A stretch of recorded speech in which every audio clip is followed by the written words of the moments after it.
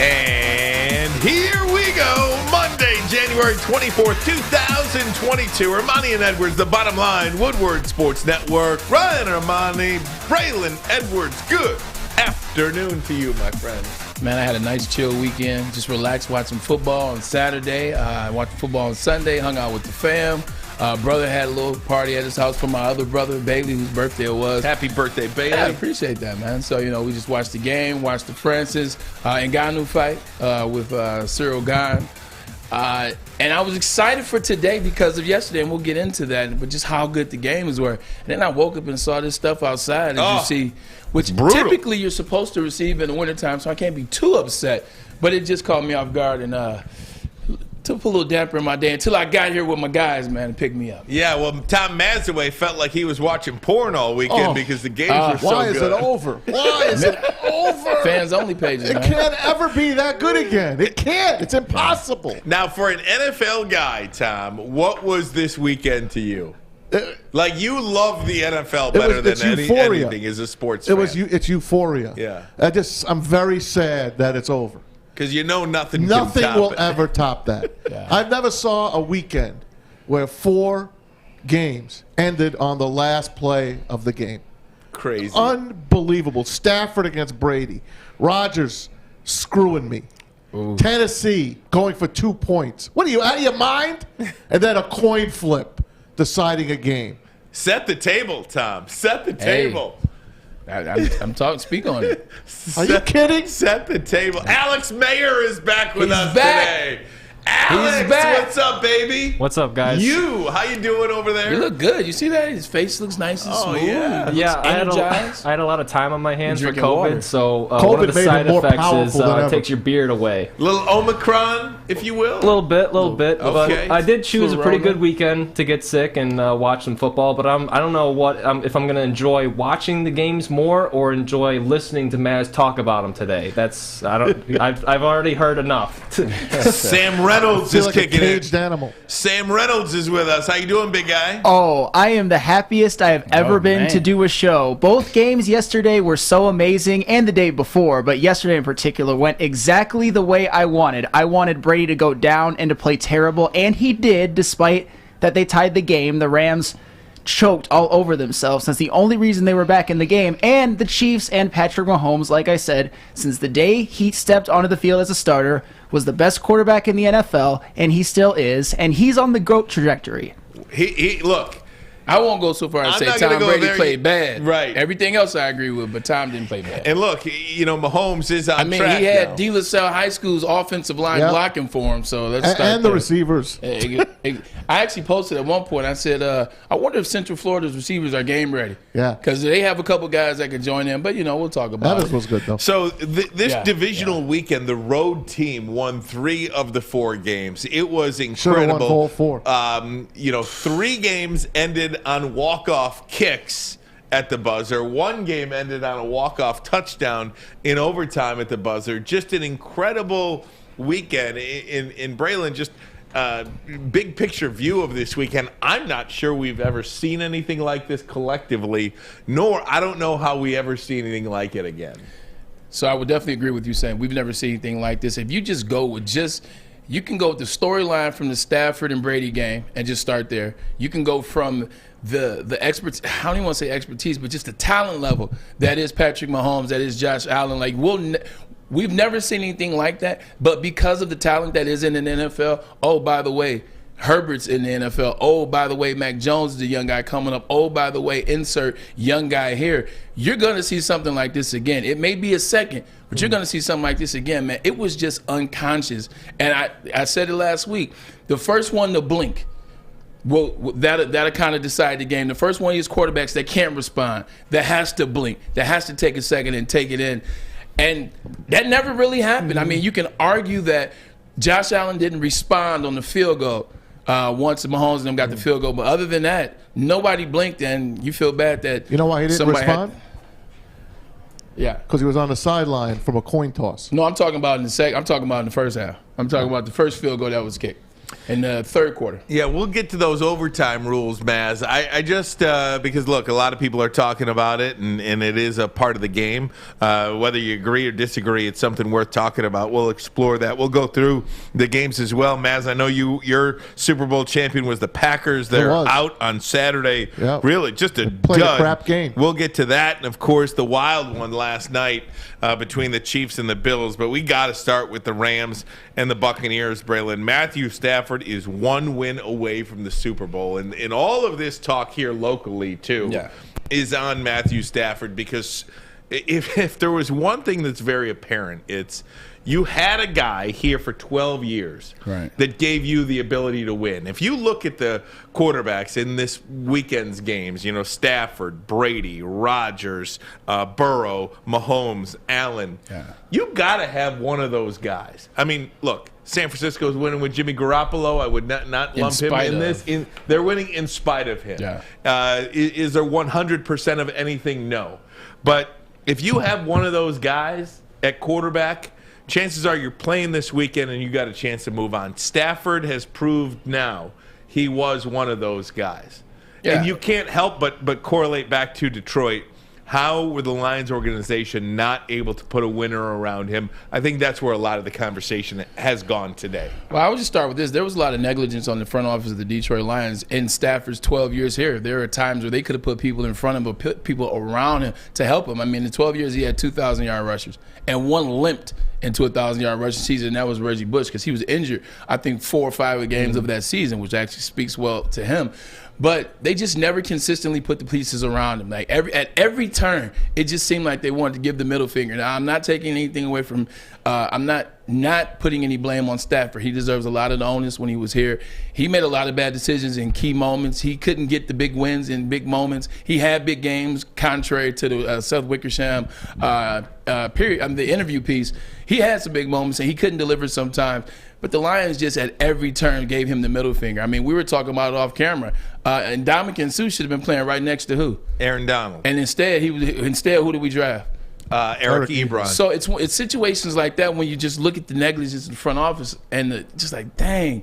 But now with that being said, Stafford isn't the sole reason why they've won these past 2 playoff games, but he's done everything that he was supposed to do in terms of they made the trade, they got him, they said he was the missing piece. He's done everything that he's supposed to do. The game has changed. He's more of a mature quarterback than he was in 2014. He's a better quarterback. I think he has a special arm, but he wasn't a special guy. He's a guy that had to learn by process. He's a guy that had to learn and mature, and he's done that. Stafford had some opportunities to make Stafford-like plays last week. You know, he literally spun out and turned around and looked frantic, and you're waiting for, here's the Stafford play. He didn't make that play. This week, Sean McVay takes it out of his hand when he wants to. He's like, hey, you know what? Make it easy for you. Cam Akers, a lot of dumpster can Akers. We're going to lean on Von Miller. We're going to lean on Little. We're going to Floyd. We're going to lean on the big guy in the middle, 99. Oh, by the way, every once in a while, let's put it over here. He didn't make Stafford have to do that much. But when Stafford was called on, when they say, Stafford, we need this first down. When they say, Stafford, we need to ice this game to Cooper Kupp. We need this play over the middle. We need you to do something. Like, he threw a very nice pass. They talk so much, and I'm going to let you go, Maz. They talk so much about what Mahomes did. Mahomes is freaking awesome, and we're going to have to talk about him. Talked about the sidearm that he threw right up under defensive lineman's arm for a touchdown. Stafford made a throw just like that in the game yesterday. Nobody talks about it. So he did everything that he was supposed to. He's just playing on a great team. That's not his fault. He's doing what he's supposed to be doing. Congratulations. I was just going to add to what you said, because you've hit everything on the head. He's more well coached. Yes. He is better than he ever was here, because he's in the perfect situation. And now he's got a running game. That kid Akers, even though he put the ball on the ground at the end of that game, he's going to be good. That Ram team is not going anywhere. They're going to be around for a couple years. The mindset is much different. Yeah, it's much different. I was nodding my head when you were talking, Braylon, because you nailed it. On the money. This is a 32-year – basically what I'm trying to say is, for all the people in there, I see the hold on. I see the old cigar remnants left over from Adam Bay doing today. Adam's getting down today, I see the old Adam Bay doing cigar remnants. Little bottle popping going on, little gypsy vodka right here as well. And look, I understand, but don't mistake this either. Matthew Stafford is much different at 32 than Matthew Stafford at 26. Okay, he's not the same player. No, nobody is. You know, Tom Brady's a different player at 32 than he was at 26 And 44. and 44. I'm telling you. But 3 lives. You know, the moral Trying of the to live story another is look what they do have in Los Angeles. You know, they've got a top 10 defense. They've got Aaron Donald. They've got Jalen Ramsey. They've got Von Miller. What happened to Jalen Ramsey on that play, by the way? Keep that in your head. I got to ask you. Because that's your guy. Yeah. You love Jalen Ramsey, and he got played by Mike Evans. How does that happen? So Mike Evans is the only wide receiver ever in the history of the NFL to go 8,000 yard seasons back to back to back to back to back. He's a really, really, really good football player, and it was one of those situations. He just got caught looking in the backfield. They were gagging bad. He didn't think that he was going to try him with that throw. Mm-hmm. You know what? He kind of lazily played off of it, thought that there would be some pressure because there had been pressure all game. So I think in his mind, he was trying to play underneath Mike Evans because he thought that there would be pressure. And Tom's not a guy that's throwing the ball out the stadium. So you give him pressure. He's short-armed a lot of those throws in that third and fourth quarter. Made me feel bad because of the offensive line. Guarantee you Jalen tried to play it that way, and Tom just dropped it down. Yeah, I mean, Jalen made a bad – you're not going to make 100% of the plays when you're out there. It's three Pro Bowl, 3 All-Pro players on one play. Somebody's going to make a play. Yeah, they were falling over each other. That Rams defense were falling over each other, trying to close that game out. And look, I mean, how do you – look, we're talking about Matthew Stafford here. If the Tampa Bay Bucs don't blow 2 coverages, one on 3rd and 20 that resulted in a 70-yard touchdown pass, and then the one at the end, we may be having a very different conversation here today. It wouldn't have been Stafford's fault, though. No, it wouldn't have been, but he would have been tagged for the loss. He would have been tagged for the loss. He would have been lumped unlike in. anything we've ever seen before. So more on this one. What do you make of Matthew Stafford? Are you happy for him? And you will hear from Matthew Stafford after this one as well. Big day of football, Ermanni and Edwards. Woodward Sports Network, the bottom line. Hi, I'm Kay Cunningham. I'm proud to partner with Hall Financial, the mortgage company known for 5-star service. Don't just take my word for it. Check out their 5,000 5-star reviews for yourself. Go to callhallfirst.com and get started with your 5-star experience today. Make sure you download the Woodward Sports app in the App Store and the Google Play Store today. Take Woodward Sports with you wherever you go and listen live on your phone or mobile device. Oh, man. Time for Gypsy Vodka. Adam and Mike, you got a gold mine with this one. It is perfect time for Gypsy Vodka. I mean, look at the playoff game yesterday. Can you imagine? I know some of you guys were, so I appreciate you guys. Can you imagine sitting at your house, Ryan, with a little glass of Gypsy Vodka, watching that Bills-Chief game? Ooh, man, have you won a halftime of the Rams-Bucs game right around that 4:30 mark? Pick up a bottle for the championship Sunday this weekend. You got 2 championships coming up. You got a Super Bowl 2 weeks after that. You got the Pro Bowl coming up. Perfect time to say hello to Gypsy Vodka for the first time. Corn distilled 6 times with artesian spring water. This stuff is the stuff of legends. I looked to the side real quick because I thought they told McCarr and Woodward, but they didn't. Adam, Mike, we appreciate you. 50 formulas went into making Michigan's best and most tasting, the best tasting vodka. That is gluten-free. That is Gypsy Vodka. Visit your local liquor store today and ask for Gypsy Vodka. I don't know what I said, to be honest with you. I'm glad they didn't flag me for spiking it a little bit there. All the guys on the sideline were like, man, you were in a dark place. And I said, sometimes you got to go to those places, you know, and to make some plays happen. So I was enjoying the moment. You know, in my mind, I live for those kind of moments. You know, I would have loved to have been taking a knee up 3 scores. But it's a whole lot more fun when you got to make a play like that to win the game and just steal somebody's soul. You know, that's what it feels like sometimes, where they're sitting there going, man, we just had this great comeback, and you get to reach in there and take it from them. That's a whole lot of fun. I will tell you, I did find myself rooting for Brady and the Bucs yesterday, whereas last week, I was kind of rooting for Matthew Stafford and Stafford over the Cardinals There was just something about I didn't want to see Tom Brady's reign end, and something about it I didn't want to see Stafford in the championship game yesterday at least. Yeah, That's how I Too felt bad about for it. you. Yeah. I always cheer for Brady. He's a Michigan guy. I just love his resilience.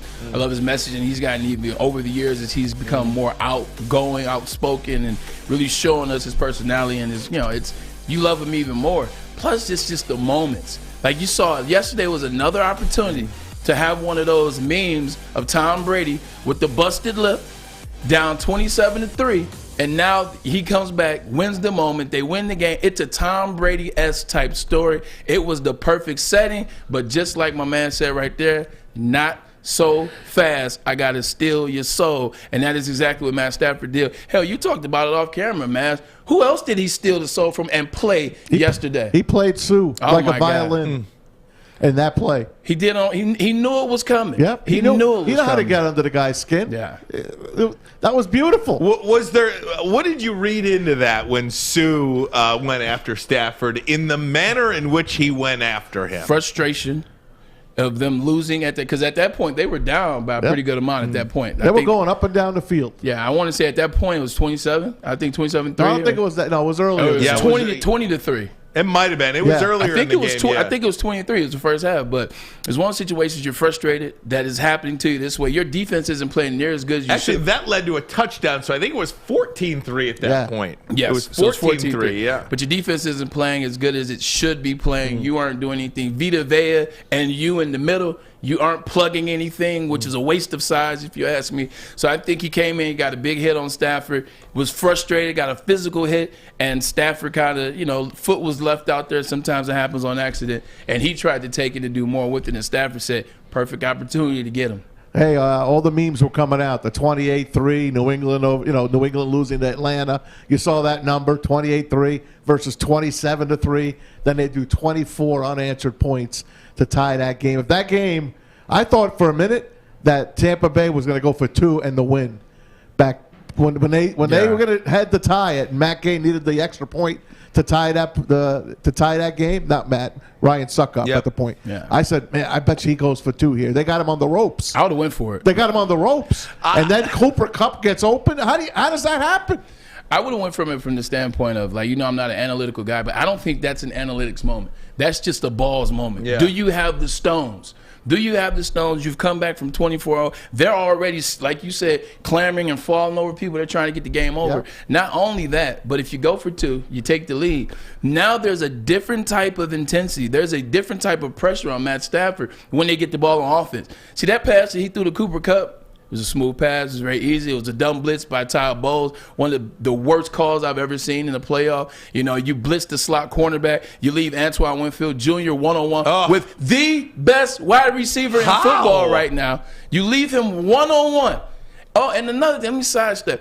Look at the attention to detail. Look at the lineman. Look at Matt Stafford. Look at everybody trying to get there and clock it. The same thing happened on the 13 seconds that we'll talk about with Patrick Mahomes. The lineman, Creed Humphrey is a rookie lineman, yelling down, down, timeout, timeout, trying to find a referee. The tight ends were trying to find referees. Very different than the situation you saw last week with Dak Prescott. And if I may, if you notice the clock on there, what did you say that takes last week? Braylon said last week that it takes 19 seconds. 16 at the bare minimum. Yeah. It takes 19 really, but if you really did everything perfect, it takes 16 seconds. Yeah. When Stafford threw that pass, there were 23 seconds left, and when they clocked it, there were 4 seconds left. 19 seconds. Meanwhile, it was Isn't a that 60-yard something? toss. It's a 60-yard toss, not a 20-yard run. Isn't that something, though? It took 19 seconds. Let me ask you this. As they're ready to clock the ball, there's still a Tampa Bay defender that's not on. I saw that. Now, what if they clocked it before he was over the line? It's offsides. So that would even been, he waited for that Tampa. Closer. He waited did. for. I was going to say, clock it now. You get the penalty. It was the right end. It was Yeah. right end coming. I saw that. Yeah, if they clocked that and he's offsides, 'Cause he's he slow. gave everybody else a chance. That would be offsides. But Stafford, he knew he had it. He took his time. He's an ultimate good guy. He made it, man. Can you imagine, though, just let me play devil's If they advocate for a lose? minute. If they did lose that game, because so Brady throws the interception, and you figure, The game's over because they're just, bless you, nice save there. Thank you, I appreciate that. Brady throws the interception in his own territory. You figure, well, 3 points here makes it a 3-score game. It's over. Then the next play is a snap over Stafford's head. Unbelievable. And you're like, oh my God, holy cow. And then the Akers fumble. Yeah. Trying Everything to run out the went their way. clock. Everything went that way. Everything went their way. And not only that, on the 4th and 1, Fournette's touchdown. Yep. I thought he was getting tackled behind the line. I swear to God, I did too. Thought the ball game was over. I thought Brady was just going to be a keeper. Right, just keep it. You needed a quarter of a yard. You needed like an inch. Everything went their way. Could you imagine what would happen, what we'd be talking about today? All the Detroit Lions fan who said, I told you about Matt Stafford, you could win. You know what they would have been saying today? I told you this guy was a loser. I told you he couldn't close it out. Up 27-3, and it really wasn't much that he did. No. I mean, a bad snap. That went over his head. He wasn't even looking for it. He wasn't even looking for it. That's what he says. Like, if you on that play, if you can read his lips, because they show him clear as day, he said, I didn't even lift my effing leg. Because that's how you do it. That's how you get the ball. You lift the leg up. He said, I didn't even lift my effing leg. The Rams were imploding. They were imploding. They were. I mean, if you're Cam Akers, I mean, what do you like? You almost you're a rookie, man. And the fact that you just came back. This is only game 2 for you. You're a since the rookie. Achilles. You know, you almost got the conversation that Matt Stafford saved the Rams. Like, if you want to be honest. Like, if you want to have that conversation, Matt Stafford with that throw, and granted Cooper Kupp was wide open, et cetera, he still got to stand there and make that throw. He flicked He that still wrist. has to look him off and make that throw, and he made it a perfect throw. Because if he doesn't make that throw, they go to overtime. And with that type of momentum and what we saw from the Chiefs, shoot, you get the wrong call, you get the wrong toss. You're not getting the ball, and now it's over, and it's not your fault. He saved them with that throw. My goodness, what a game! What a year for Stafford! What a game! What a year for Stafford! Look at this guy. He's still here. Bend down a little bit. Bend down a little bit. Baydoun's still partying over here. Adam Baydoun. Baydoun, I got Adam Baydoun. Baydoun's still partying. I got your lighter here and your cigar. Oh yeah! Get it, Baydoun. Get it, Baydoun. Give him a lap dance. Here you go, Baydoun. There's your cutter, your lighter. Braylon, he wants you to introduce him to Dan Orlovsky. Him and Dan Orlovsky want to do a one-off. Oh, the Dano, man, it'd be fun. Dano, they have a lot of the same takes. They believe in a lot of the same things. I think it would be a match made in heaven, man. You know what else is a match made in heaven? Gypsy, baby. Gypsy and Cintron. That's what I'm talking about. Let me tell you, I've gotten nothing done at work today, and I'm absolutely proud of it. Now, do you feel, Adam, like this is good for you? Like the Lions are there? Like this is a Lions Super Bowl, Lions championship week? No, I could never imagine the Lions actually doing something like that. No, I'm just happy. I'm just a happy guy living my life. Here's a good question since we got you on right now. Obviously, Aaron Rodgers, a lot on his mind, decisions that he'll make. Will he stay? Will he leave? Will he retire? If he does leave, who does that set up well in the NFC North? Does that set up well for the Detroit Lions? Of course. Anytime franchise quarterbacks leave the division, it makes everybody better. But, Aaron needs to chug on some gypsy and figure out what the hell he's going to do with his life. Because, honestly, I don't think anybody knows what the hell he's doing. It ain't going to be Jeopardy, I tell you that. 24-hour rule, Baydoun. You come back tomorrow on the next week. I hope I'm available tomorrow. I don't think I'll be sober. It'll be have a great show. Sorry. No, don't Gypsy apologize. and we love that you came in. Hey, you know what else today is? It ties into Detroit. What's that? The 40-year anniversary of the Silverdome Super Bowl 16. Look at that. Today, Joe Montana. 40 years. And that's a possibility. Isn't that something? How about it? And that's a possibility. Bengals-Niners rematch. Oh, my gosh. It is that possible. I think I heard this, and I could be wrong. I didn't hear the context in which it was in. But it said it's the most viewed Super Bowl It was ever. the most viewed any event. Yeah, that's in what sports. That's what I heard. Wow. The most viewed ever. Super Bowl 16. Pat Summerall, John Madden. It was their first game, one. first Super Bowl together. How about that? All right, gang, we're going to get Something to the about nightcap. Silverdome, like WrestleMania 3. If you got any loose ends on Stafford, feel free to share it. If not, we're going to move to that nightcap, which was maybe the best 2 minutes I've ever seen in my life of football. Literally, as Tom Mazawey puts it. It damn sure was the best 13 seconds you've ever right. seen. Well, I don't know about that. I've seen a better 13 seconds before, but it was just Not on the football Is it field. Reggie Miller? Ermanni and Edwards. Was it at your house? I was trying to stay away from it. I figured it was there. I'm sorry. It's my bad. Woodward Sports Network, the bottom line. Honey.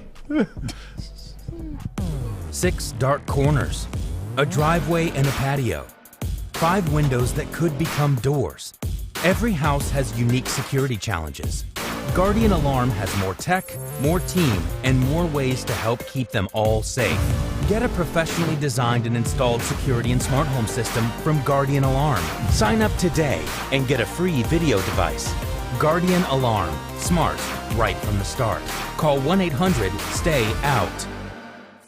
Opinions are like ear holes, and we're putting ours in yours. That's not winning, Joy. It's Woodward Sports.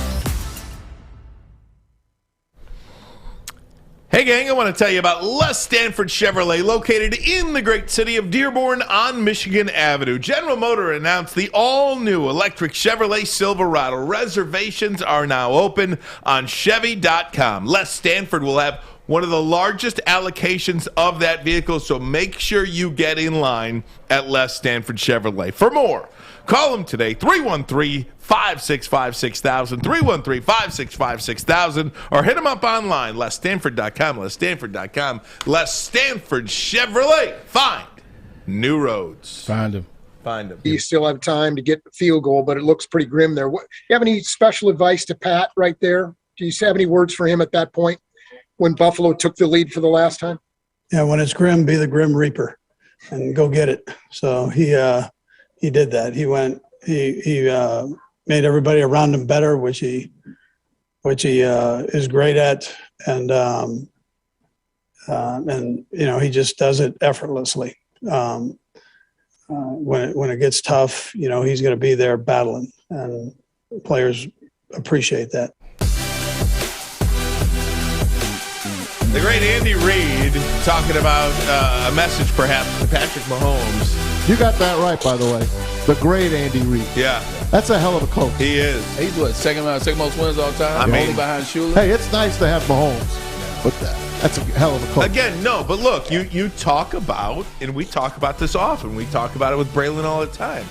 So many times, you could be a great player if you're not with a great coach or somebody that puts you in a position to succeed, or somebody that helps you develop what you do well, which in Patrick Mahomes' case is everything. But at the same time, if you're going to be a coach that, you know, puts the clamps down on him and doesn't allow him to be him, like, honestly, Cliff Kingsbury did at Texas Tech a little bit. He was 13. You know what I mean? It just goes to show you how a coach matters. He was 13 and 19. Cliff Kingsbury was with Mahomes at Texas Tech. Mm-hmm. It shows you, Mike. If you drop Mahomes into the Detroit Lions lap 3 years ago, like, he doesn't do what he's doing now. Exactly. It takes a second. Like, Andy Reid is a perfect offensive mind forward. He added Eric Bieniemy around, and he built the system around him. He took his talent. I mean, just look at the situation with Kyle Shanahan and Deebo Samuel. Deebo Samuel didn't play running back.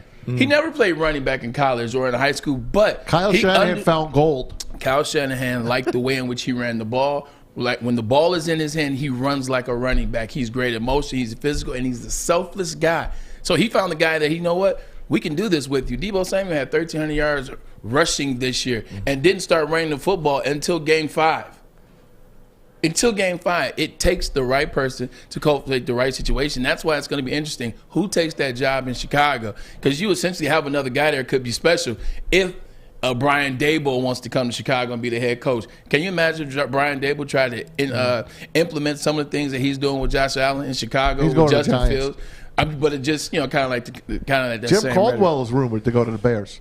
He's the leading guy. Hey, in Jim Chicago. Caldwell was with Lamar Jackson. I mean, he knows how to get the most out of a guy. Yeah. You know, let's not pretend that Jim Caldwell doesn't know how to coach. I know Baydoun this morning didn't think he was a very good coach here with the Lions. But Can I say something before we switch? Sure.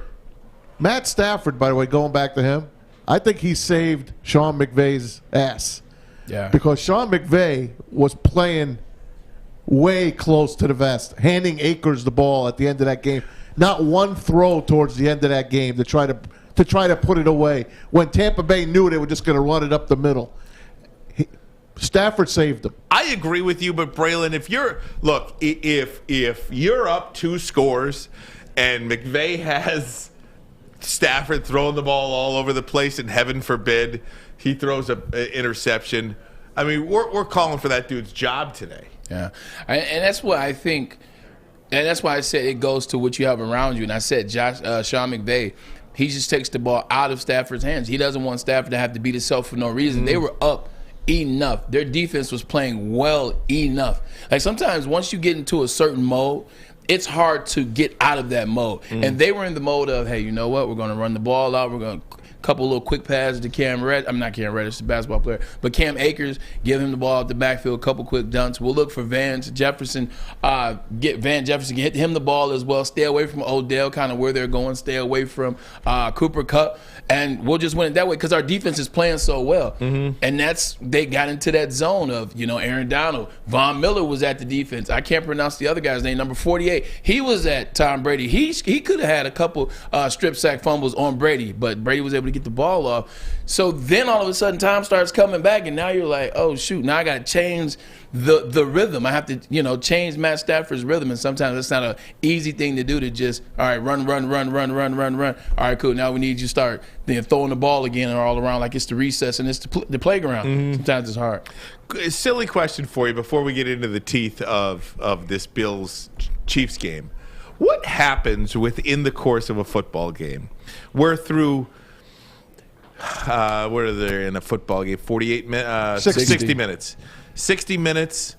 In 58 of those minutes, it's a 26-21 game. Ho-hum. You know what I mean? We've seen 26-21 games before.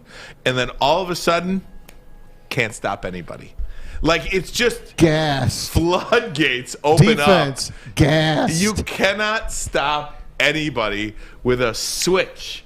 It was remarkable to see 25 points in the final 2 minutes of the regulation. It's 0 degrees out, bro. 31 points if you add overtime. Just crazy to see. Yeah, it's one of those things where you follow the game plan. Like, both quarterbacks were having success. They were scoring touchdowns. They were, extending drives. Running backs, McKinnon and Singletary, were doing a little something. I think the running backs of the Chiefs did a better job with Carlos Edwards-Helaire as well as McKinnon. They did a better job, not to mention Mahomes edged Josh Allen by 1 rushing yard, 69 and 68. I just think once you get one play, because everybody's so tense, everybody's worrying about getting to the next round, getting to the AFC Championship, extending maybe the Super Bowl, that people are a little tense. They every play is a play.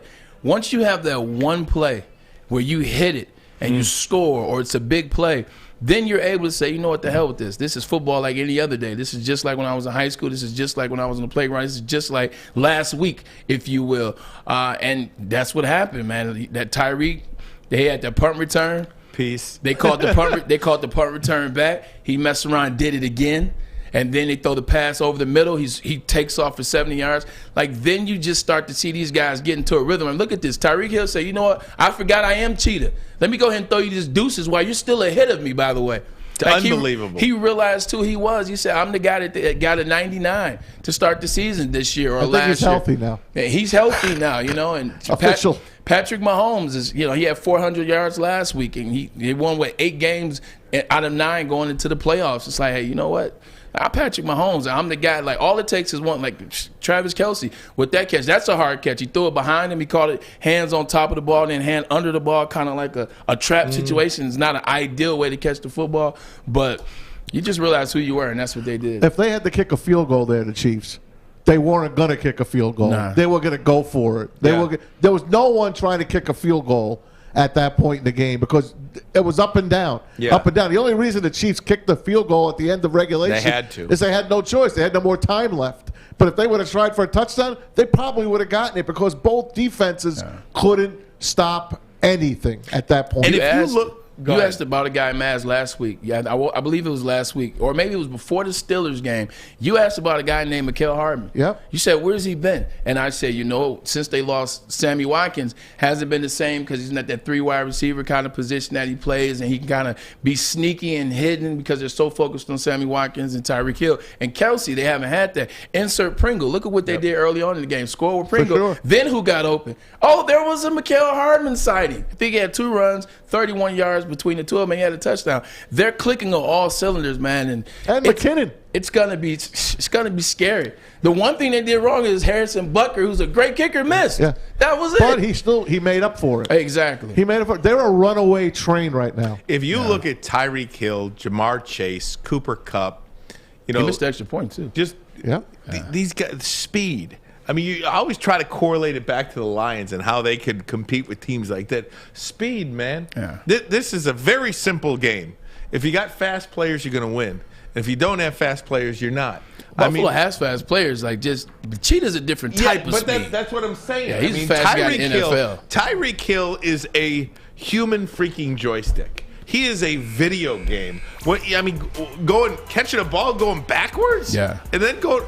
And always does it. He's the only player in the NFL consistently that always does it, and we never have a problem with it. Like we say, he takes the catch, and it's almost as he catches it, he turns immediately like in a circle to square himself up so he can see, am I going left, am I going right? He's the only one we let get away with it because he is that fast. He wants to look you in the eyes and see which way They he's going to caught screw him once you. yesterday for a loss. Yeah, they did. Once.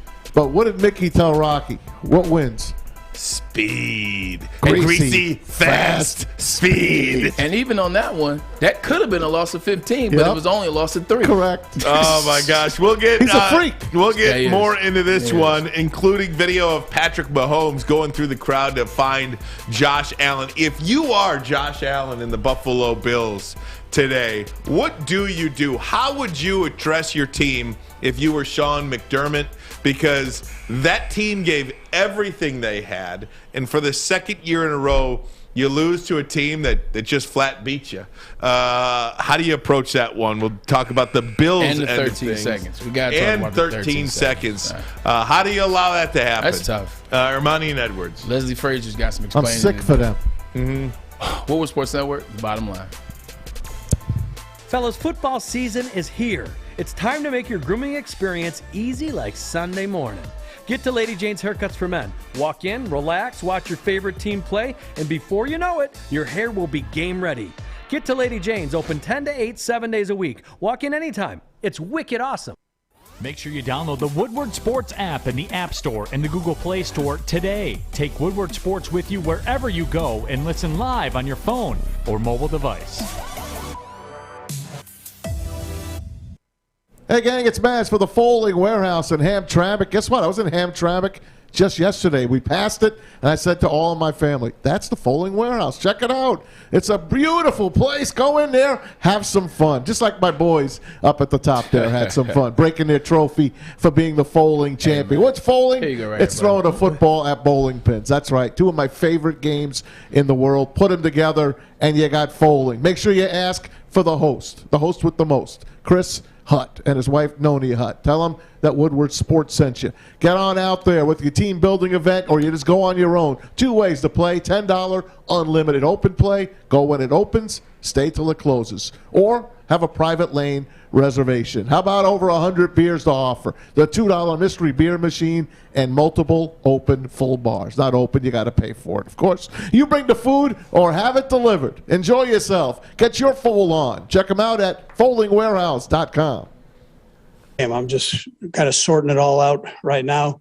My hat goes off to Sean McDermott. I know how hard he works, and Dable and Leslie Frazier. I mean, these guys, they spend a lot of time doing this likewise. And, that's a gut wrencher, but we appreciate the competition. It was a great game, and for everybody to watch and to be a part. I do feel cheated a little bit, and that's Andy Reid talking about the other side. What do you do if you lose that game, the Buffalo Bills? As a sports fan, and I'll speak for myself, wondering if anybody else feels this way. Can you imagine how epic that tailgate would have been with the Bills Mafia hosting the AFC Championship game next week. I mean, you would have been. I think the parking lot would have been on fire, and they would have had the tables inside the ring of fire. Can you imagine? You know what's funny? Dealing with that Bills Mafia, I'm not so sure that tailgate still won't be fired next Sunday. They still might tailgate next Sunday outside the stadium. Braylon, if you're on that team that just lost that game, first and foremost, you know, and we'll get into the overtime rules for sure, but you have 13 seconds to stop them. I mean, everybody was talking about how, you know, that's the ball game. The Bills are going to the AFC Championship game. I think even Jim and Tony kind of said that on the broadcast. I think they said, "Oh man, they're off to the AFC Championship," or they did Al Michaels almost jinxed the Rams. When they were down, did you see that, Sam? I think they still were down 14. Al Michaels is lost. I think they were down 14. Al Michaels said something to the effect of, he said, because next week, he basically said the game was over. He said, so it looks like they'll be going ahead to face the 49ers next week. And I tweeted, I said, did he just jinx them? And then they came back and it was tied. I said, oh man, Al wants that one back. What if you're Josh Allen though, waking up this morning, or Sean McDermott? What if you're one of those guys? You're on that team. Like, how do you even play that one out? It's nothing that Josh. I mean, there was one response that he didn't make, and that was the field goal. Obviously, Mahomes and them got a field goal by Harrison Butker. It was his second one because he missed the first one, and they didn't get a response to that. Other than that, there's nothing that Josh Allen did wrong. I mean, the running game was slightly better for the Chiefs. That helped them in the fourth quarter. In the overtime, their running game was a little bit better. But he played an amazing game, and we're legitimately sitting here the very next day after the game as we're trying to unpack this. And we're saying this is the best game we've ever seen. Or this could be the best game we've ever seen in terms of quarterbacks were darn near perfect. You know, and they were so similar. You got Mahomes 378, Allen 329, Mahomes 3 touchdowns, Allen 4 touchdowns, Allen 68 yards rushing, Mahomes 69 yards rushing. Like, he just it's like listening to 97.1, those commercials. Said Michigan fans will always say they didn't get beat, they ran out of time. Well, for the first time ever, I believe that a team ran out of time. What do you think, Maz? I'm at a loss for words when it comes to that game because it shouldn't have ended. And I know we're going to talk about overtime later. Yeah. But come on, man. How do you play your ass off for 60 minutes back and forth? No matter who won that coin toss, that team was going to go down and score a touchdown. Now we don't even talk about a guy that I know you want to talk about, Gabriel Davis. We don't even bring his name up now because the way Patrick Mahomes won that game in overtime. Gabriel Davis broke every NFL receiving record yesterday. 201 yards, 4 touchdowns, unstoppable, 2-point conversions, the whole 9 yards. Just think and we're not even going to talk about him because of the way the game ended on a coin flip. But technically, we got to go a little bit before that, man. Just a little bit before that. But with Gabriel Davis, to touch on that, just think of the history of the NFL. All the past receivers of the football that have come through this brand, that have come to the shield. I kept thinking of you. Now, you had to have been in love with this game. I'm like, to see a guy that a lot of people weren't familiar with break the NFL record for, like, that just adds to the level and the story that is this game. But I will say this before we get to the overtime stuff. You gotta be mad at Leslie Frazier. Yep. You gotta be mad at Leslie Frazier. You gotta be mad at what they opted to do. I don't think so. Let me just hear me out, man. You don't squib it, okay? You should squib it. You should squib kick this. You get it bounced on the ground a little bit, run some clock off a little bit, you get them down. Don't just kick it out the end zone and give them a chance. This isn't a regular team, and this isn't a regular quarterback. This is Mahomes, so I wouldn't have gave him a time. Second of all, hold on. If you squib the kick and you fall on the ball, no time runs off the clock. Just so you know that. And if you squib it and somehow it goes out of bounds, but it's not a touchback, though. It's not a touchback, but even if you squib it to the 30 or whatever, and you fall on it, and Andy Reid told his guys, don't return it and don't even try to move on the field. If you get the ball, You fall on it. No time comes off the clock. So now you squib it, and what I'm saying by that, you squib it further down. Like, these guys are professional kickers for a reason. I've seen guys squib kick wherever they want to put the ball, especially when guys aren't trying to field it. You squib kick it down there. If they fall on the ball at the 11, the 10, the 9, the 8. I get it. So that was just one thing. But Tampa Bay's kicker kicked it out of bounds 3 times yesterday. Yeah, 3 but this times. isn't Tampa's kicker. I mean, he was clearly having problems. Now getting to where I wanted to Go go. ahead. Leslie I'm sorry. I didn't mean to interrupt. You're good. You're good. Now getting back to 13 seconds, Leslie Frazier, what are you doing? Like, what are you doing? Like, how? Like, how do you allow the middle of the field to be so wide open?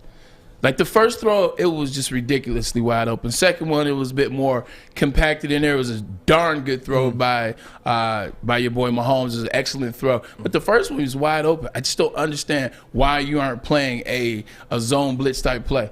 Like, I just didn't understand. I just didn't understand what they were playing. How do you allow that to happen to yourself in 13 seconds? If anybody, Josh Allen should be mad at Leslie Frazier for allowing that to happen. If you look at all 4 games this week, too, you know, whether it's Leslie Frazier, Todd Bowles, whether it's a special teams coach in Green Bay, whether it's Vrabel going for 2 or any of these other different situations, there was a scenario in every game that if you're a head coach, you are studying this stuff all the time.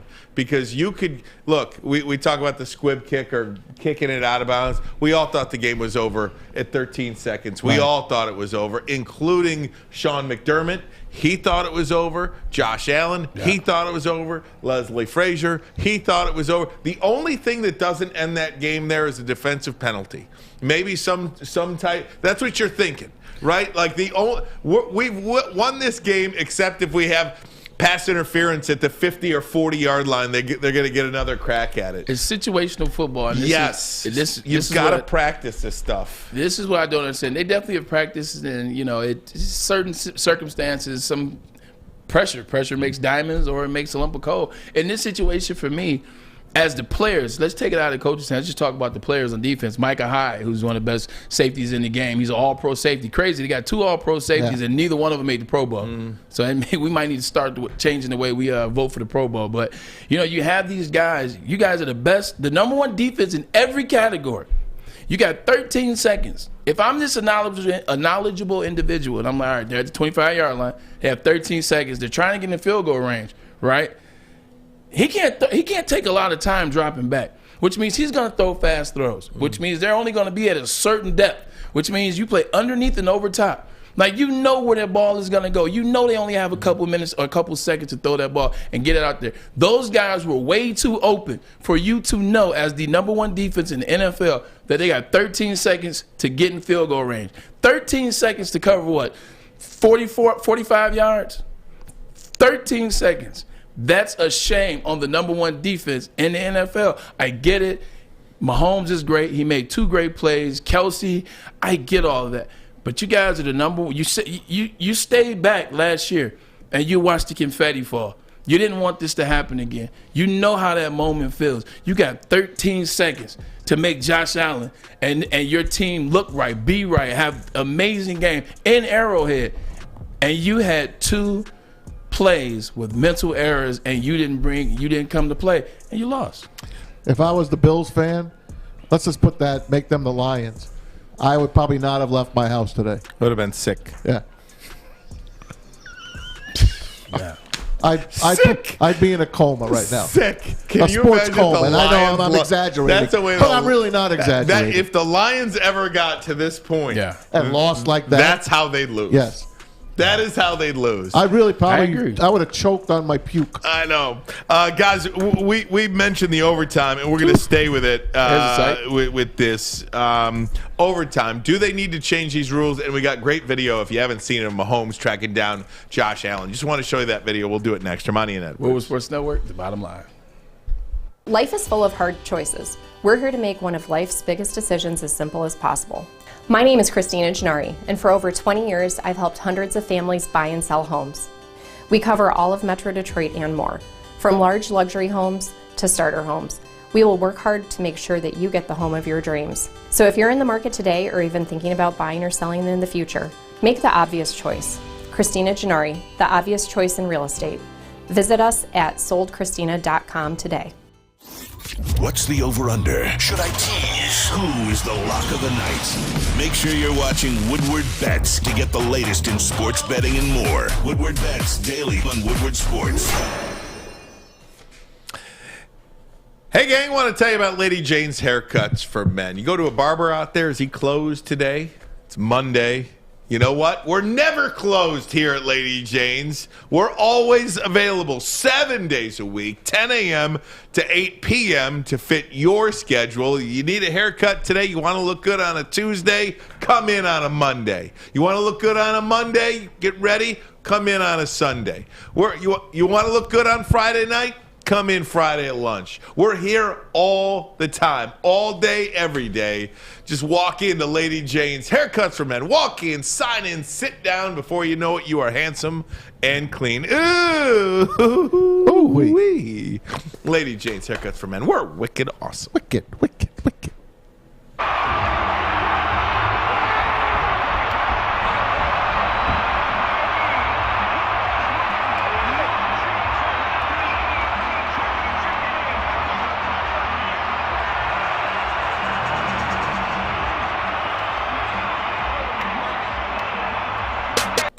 I mean, that's very cool. That's so sweet. That's very cool. If you're not watching. He's lovable. He is. If you're not watching on YouTube and you're listening on Spotify or Apple Podcasts or wherever you're listening to on the radio, on the Roar, I invite you to go back to the 51-minute mark of the show on YouTube, and you get a chance to see Patrick Mahomes really hauling down the field to go shake Josh Allen's hand. I mean, all class. It is hard. The only way somebody can root against Patrick Mahomes, there's only one way you root against Patrick Mahomes. Just one. If your team's playing him. Nope. Well, that too. Okay, so two ways. If your team's playing him. And if you're just so tired of Jackson Mahomes. Oh, yeah, Jackson Mahomes. He was trending today. Oh, God. He was trending again today because his girlfriend is in the Jackson Mahomes' girlfriend is in the suite. That's the champagne girl? That's the champagne girl. Oh, I hate her too. Yes. Oh my God. Spraying champagne on all the. If you're so done with Jackson Mahomes, that's the only reason to root against Patrick Mahomes. How did he get Unless her? You're just, by the way, his last name is Mahomes. Oh yeah. Last name is Mahomie. Yeah, you know, it's great to see that. You know, this is the new rivalry. This is the one that we want for the future moving forward. Allen and Mahomes, I think, is pretty much set in stone. There's some really good quarterbacks too that's going to jump up in there. Burrow, Herbert, etc. But this right now is shaping up. You see what happened. This is 2 years in a row that Allen has come up short at Arrowhead. This is in the season. They beat them in the season for the first time. So they got the rivalry. But you see this, man. You see the sportsmanship of Mahomes going to get Allen. He knew that moment. He knew how bad it hurts to lose. You know, he lost in the Super Bowl last year.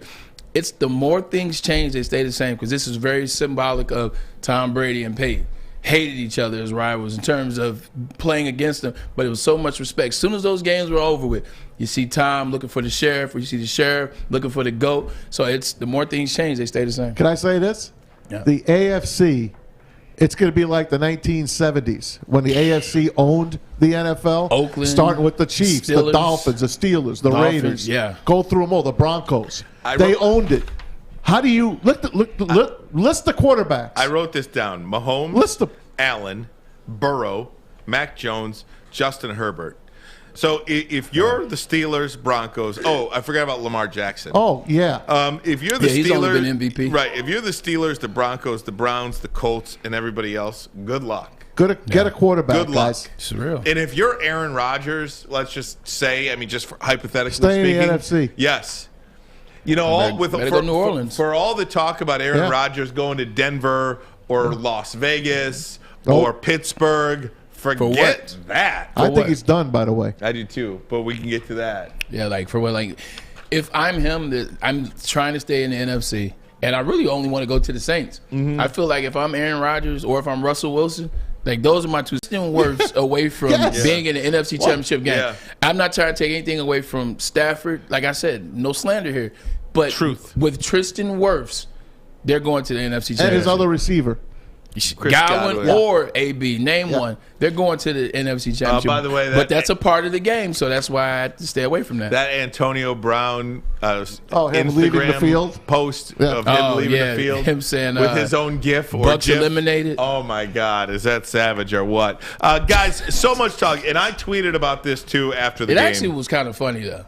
That was I'm not real gonna lie, funny. it was kind of funny. I'll go to my Twitter account here because I just you mentioned Maz about a tweetable weekend. The Gabe, what's Scape, the wide receiver of the Bills, Gabriel Davis. Davis, yeah, Gabe Davis. I hate these overtime rules, but all they had to do was stop him with 13 seconds. So that's one of them. Okay, the second part is game of the century. And we're talking about the overtime rules. If that's not a reason enough for me to change these rules, and I don't know what the rules should be. I'm not going to say that I think that you should put the ball at the 2-yard line and have college rules, which are dumb too. Yeah. But I do believe 2-point kick conversion. At least you should get a possession. Each team should touch the ball. However you want that to be, each team should get a chance to touch the ball. If for no other reason, to get people like me and like us to stop talking about overtime rules. No, and I disagree with that because as soon as you implement this, now you say, okay, now they both get a chance to touch it. That's not going to make you guys happy. Then it's going to be, well, you know what? They should play another quarter and they should just play 10 minutes. Whoever winning at the end of that 10 minutes, they should win. Nah, well, I don't like that. It's never going to be enough for people. No, Bray, it's easy. Huh? It's easy. No, bro. it is easy. Stop them with 13 seconds. No. It's easy.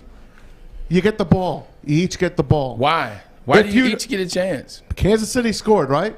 Buffalo would have scored inside of 4 plays. Allegedly. Okay? The only way they're going to lose that game is if their kicker misses the extra point or if they go for 2 and miss it. And then guess what? It's sudden death. Then you're on your own.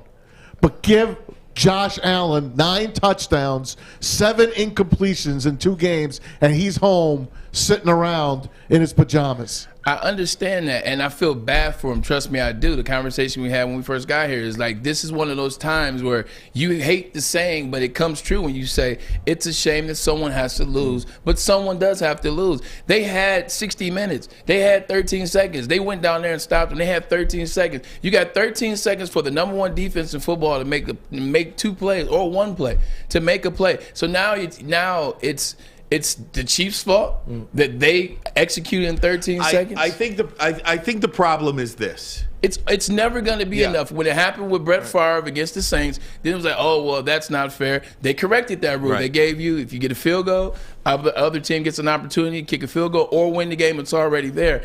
It's just going to, like, you want them to just keep playing for the next two days? No. I think the problem is this, is as good as that game was, whoever ended up winning heads or tails was going to win that game. Correct. That's what I'm saying. That's the problem. And if is Josh that going to Allen, be every time though? No. But it doesn't matter. It's still fair, man. It's fair now. Why? Yeah. Listen, this ain't the schoolyard in New Jersey, Robert Fulton Schoolyard, where I'm playing 2-hand touch. Let's flip a coin. This is professional athletes. So you're deciding a game on a coin flip? So because you saw the best game of your life yesterday, now all of a sudden go back to 2019. No. When the Patriots wouldn't give the ball back to the Chiefs. You just said this is NFL is not the playground. Well, the NFL have had these rules in place forever. They suck. And they changed them to make you guys happy. And they still suck. When did overtime change? 2010. So it's been a decade. Season. It's been a decade. I don't give a damn. I'll say this too. In the game's biggest stage, when you got 60, 70 million people, and I can't wait to see what the numbers are for this game. I can't wait, because that is going to be one of the most highly watched games of all time. When something happens in a game, whether it was like if the Calvin Johnson catch in Chicago happened in a playoff game, it did. Dez Bryant. Yeah, Dez Bryant. Yeah, it did. You know, I mean, and what happens? They change the rules after that. You know, I mean, when big moments happen in big games on big stages, a rule change follows. I fully anticipate. It's changing. I fully anticipate this game being the change for the NFL overtime. Put up the tweet from 2019, Alex, when the Kansas City Chiefs did not get the ball back against the stinking Patriots. This is from Ian Rappaport. This is May. Are they proposing that today? They would. They would if they called heads. They would have been. If it happened to the Kansas City Chiefs twice in a 3-year period, I bet they would have. Meanwhile, Kansas City's proposal on overtime would force both teams to have a possession, was not voted on, and does not have the support to go forward. It'd be interesting to see if it does now. I don't know. Peter King, and I don't, honestly, I don't care for Peter King, but he goes. You don't have to care for him, but he's been around. But Mass put this tweet in because it agrees with him, and I agree with it too. I could have put 1,000 tweets up. You want me to go get 1,000 tweets? I hate the overtime rules. Because, number one, I did not want that game to end yesterday, too. Yeah. That's one of the reasons. A coin flip! That was sad. A coin flip, Look, and they're walking off the freaking field. Whoever won that coin toss was going to win the game yesterday. Yes. That's how I feel about it, and I don't think that's, There's nothing wrong to feel that way. I mean, I am just at this place where, at the end of the day, listen, you have 60 minutes to win a game. And if that's not good enough for you, you got overtime, too. Like, yes, you win the toss, but just play defense. Okay, In this case. Before we go to commercial. Okay. How many times... How hard is it to describe the overtime rules to the regular football fan? Yeah. You hear the referee, okay, the defense scores a safety, you win. If a field goal goes in, you get the... How about this? You each get the ball! I will say this. Because they had, all they had to do was stop them with 13 seconds left, I feel less bad than if the thing was just tied all the way and then you go to the overtime. But I don't know. I like to see both teams with a possession. At least one. Yeah, I mean, I have nothing to say. I just feel like at the end of the day, I feel like you have 60 minutes and you have overtime. Like, if you don't win the coin flip, they're winning in regulation. Win in regulation. Maz is going to get that. Coin flip. Maz is going to pull the rest of the hair out of his hat. Ermanni Edwards. What was Sports Network? Let's call Josh Allen. He's probably freaking crying still. I mean, the rules are the rules. They didn't change before the game. They were already set like that in place. So.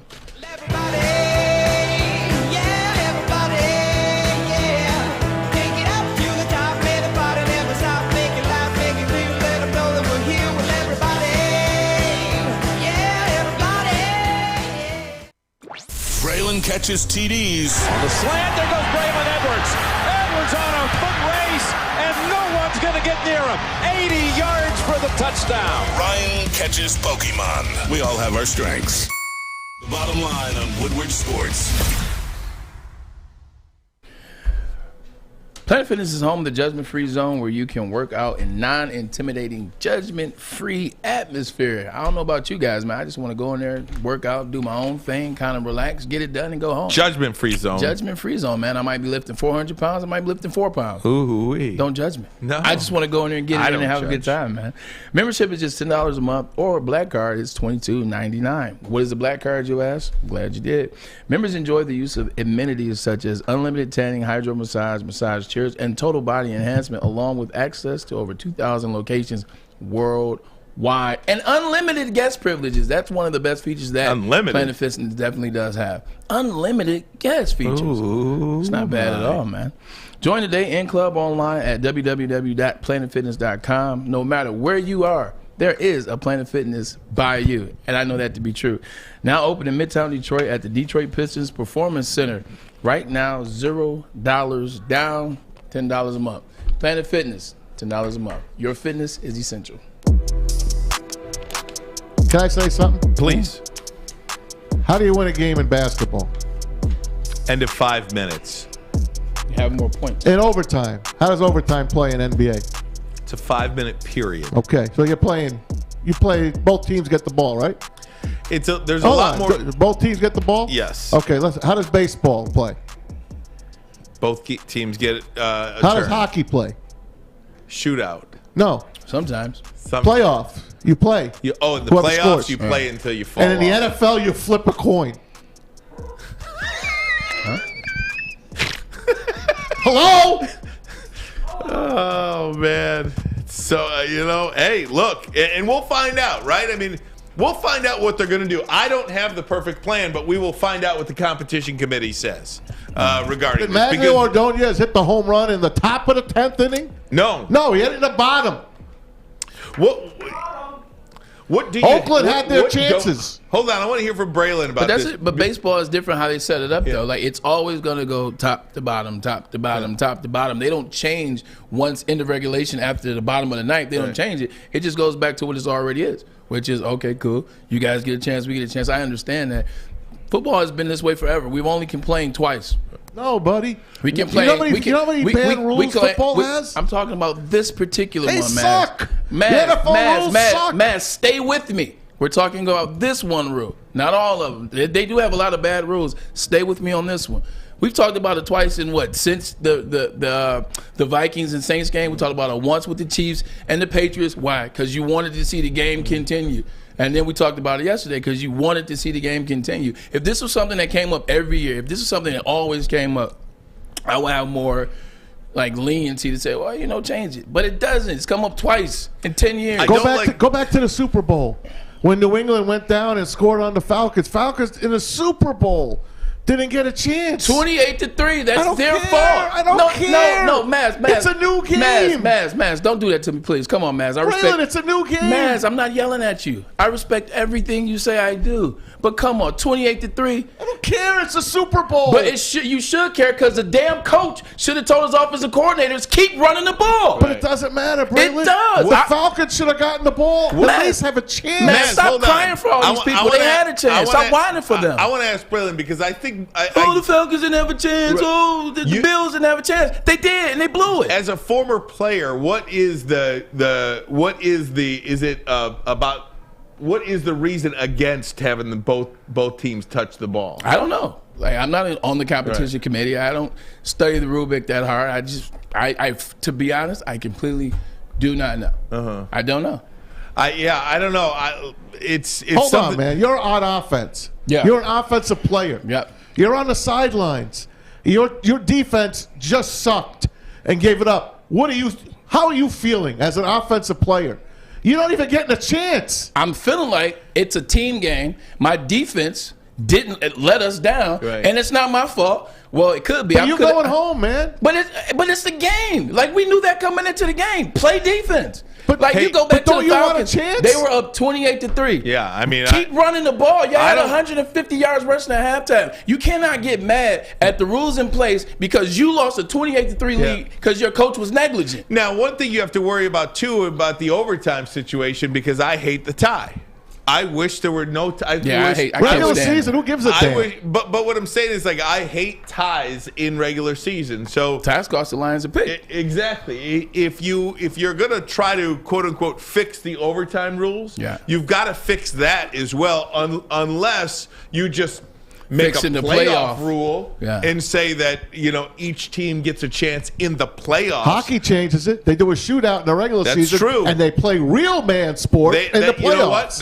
That's not a bad suggestion then because hockey does change their rules regular season and playoffs. Maybe that's something the NFL will look at. Baseball changes it too. You don't put a man on second in the playoffs. No, you don't. And that's going to go away anyway. That went away anyway, though. So I think the big thing for me in having the conversation is if we're just talking about changing the rule because it's a bad rule, because you feel like both teams should get a chance, then you know what? I'm for that. If we're just having a conversation about both teams getting an opportunity to get a chance of the ball, especially if you have a game like yesterday where both quarterbacks and offenses are playing tremendously and you want to see it happen, you know, if that's the reason why, then okay, I'm fine. But don't tell me the reasons why when I see a 13-second opportunity for you guys to win the game. Don't tell me why when I see a 28-3 lead that your offensive coach and offensive coordinator blew.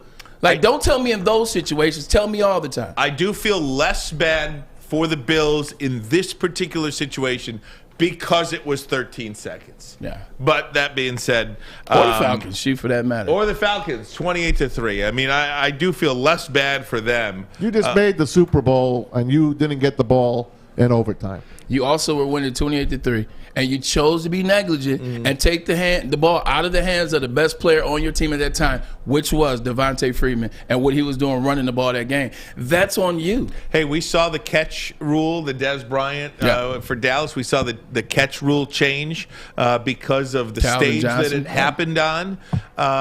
Will we see the overtime rules change? That is yet to be determined. We will find out. You can bet your life on it. You feel like It's there's a money ton thing. of people,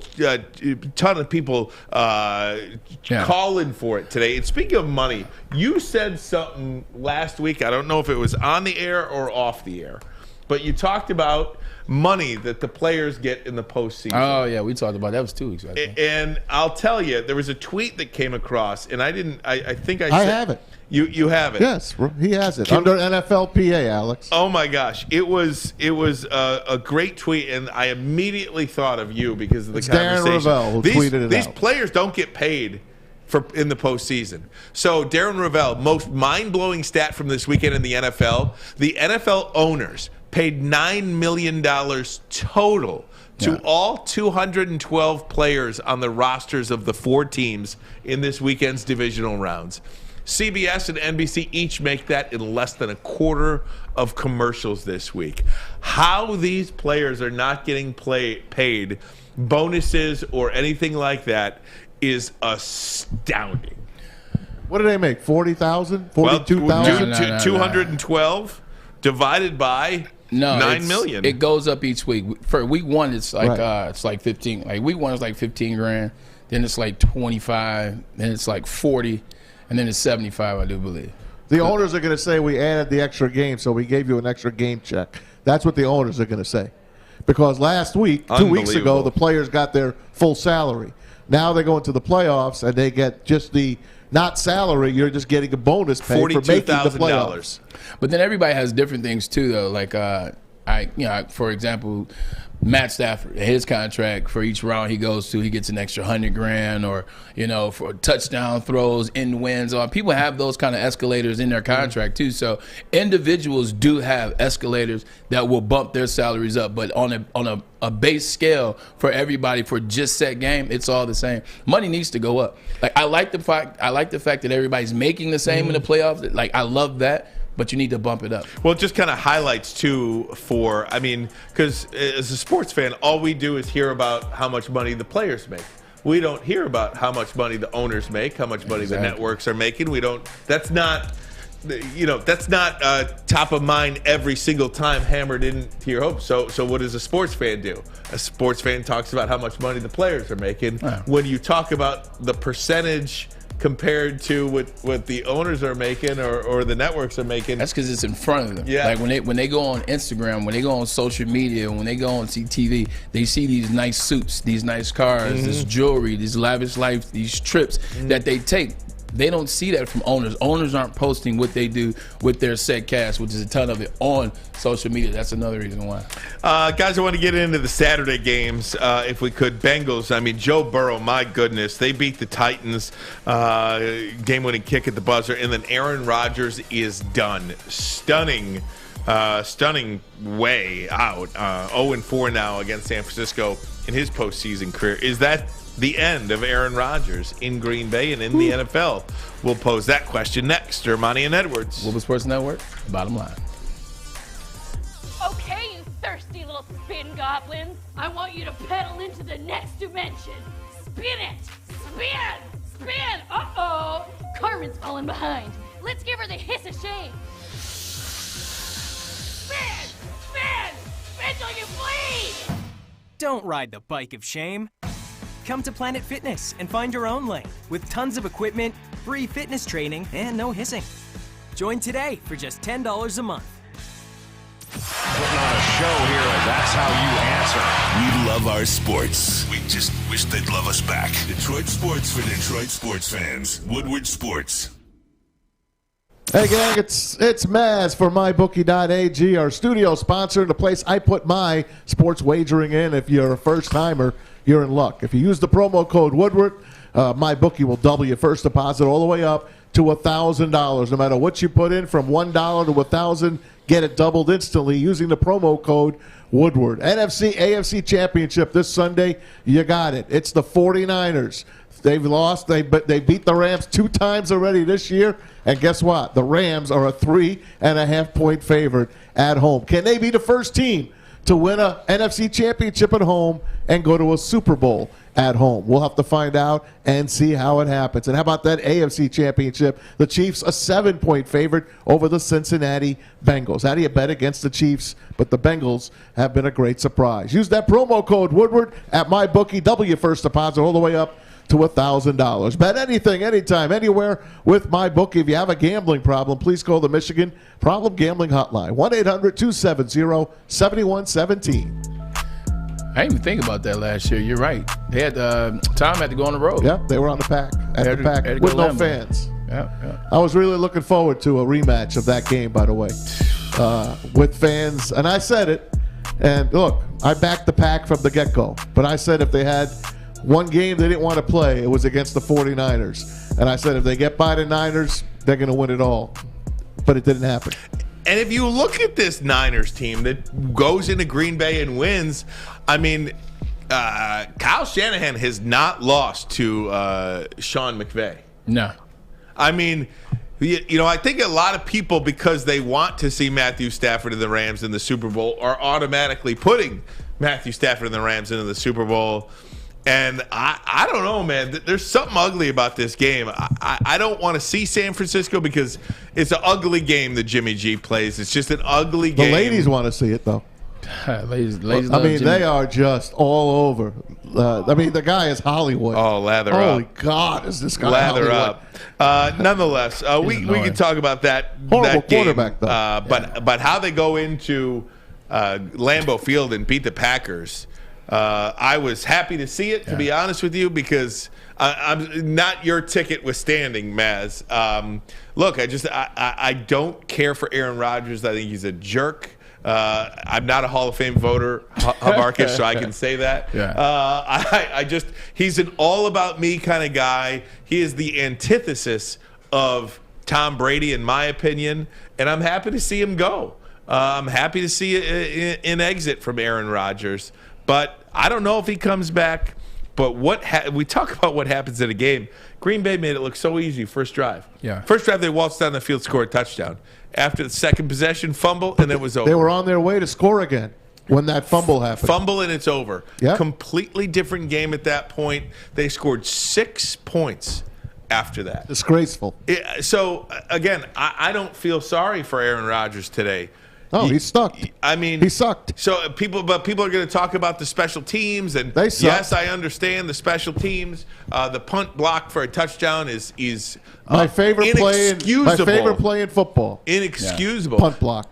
So we're going to talk about this tomorrow or Wednesday. But I saw Urban Meyer today. He was back doing interviews with his good buddy Dan Dockich, and he was talking about if you block a kick in football, you win 90% of those games. Yeah, no, isn't that an unbelievable stat? I'm a huge fan of that. It's a momentum changer. It's a momentum builder.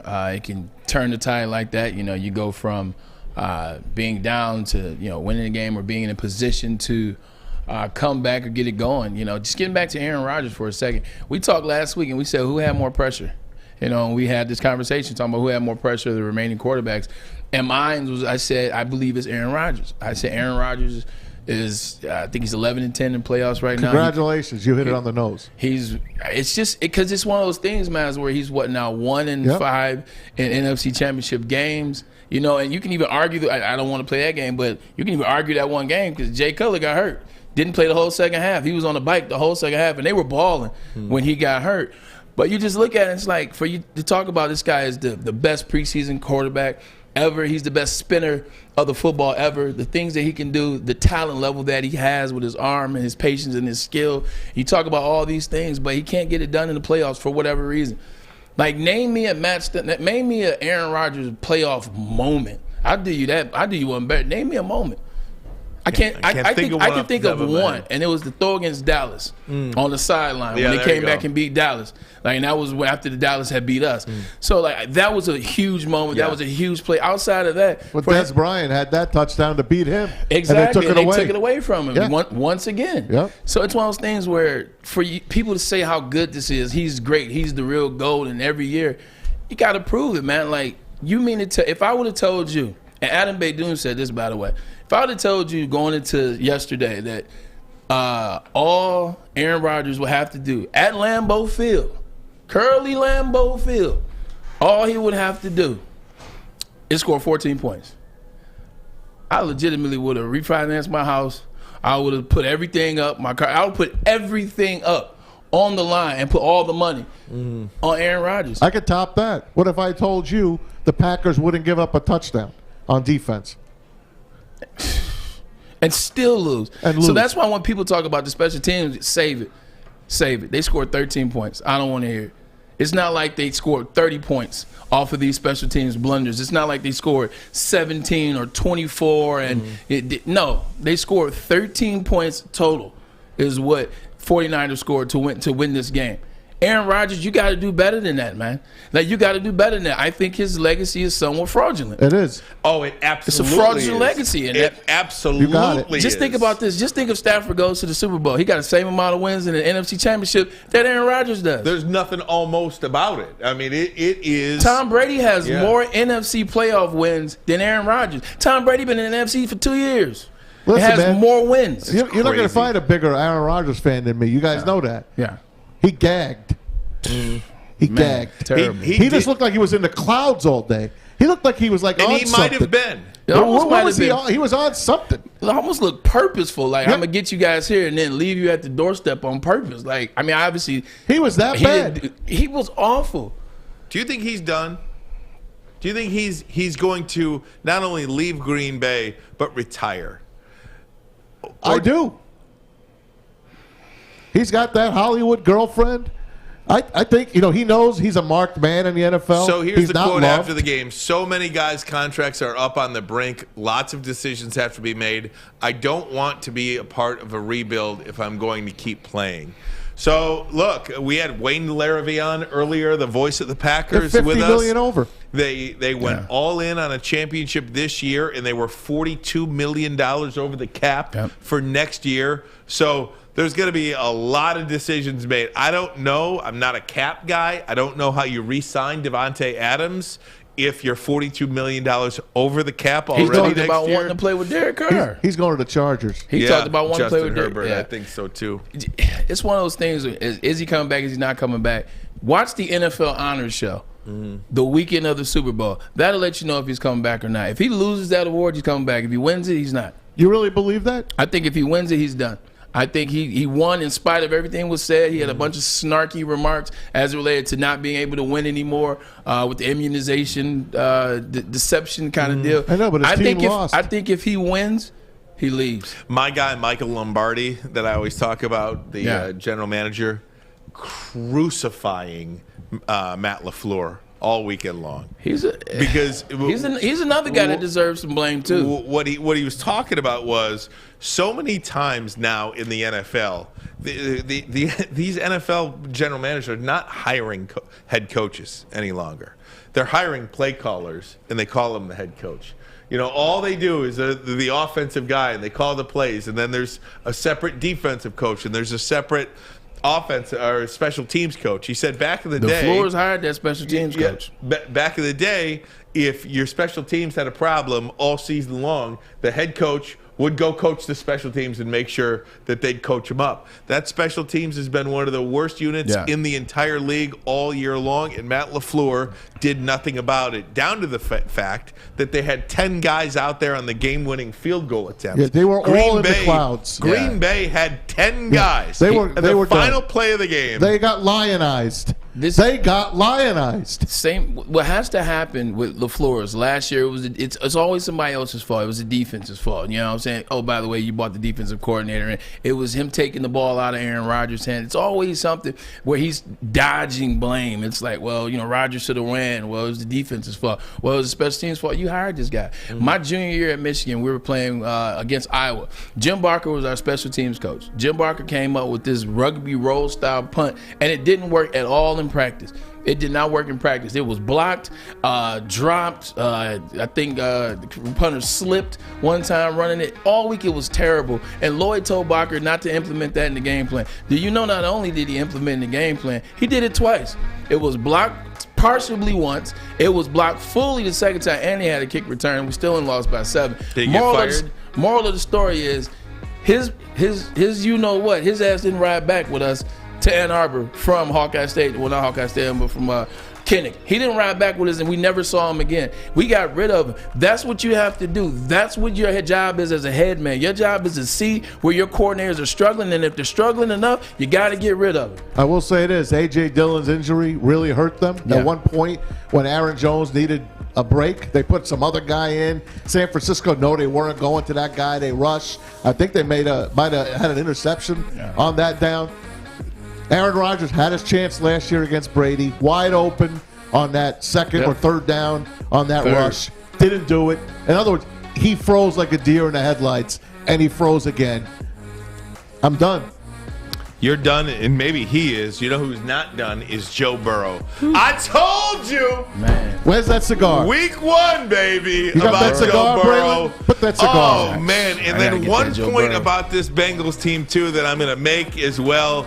Oh, man, I hate, no offense to anybody, I'm a Michigan guy. I just don't like the state of Ohio, period. But, man, it's hard not to be pulling for that Houday. The Bengals, man, my goodness. I can't wait to talk about that one because I'm just.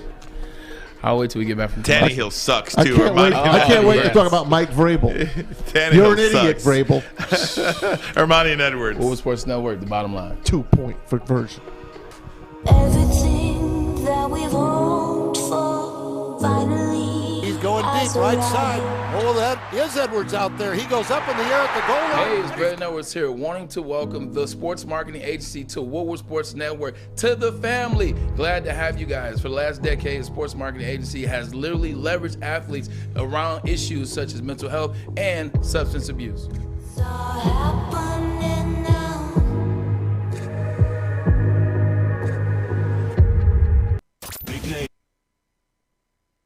Oh, hi, everybody. That we've hoped for, finally. Big names, bigger opinions. It's the bottom line on Woodward Sports.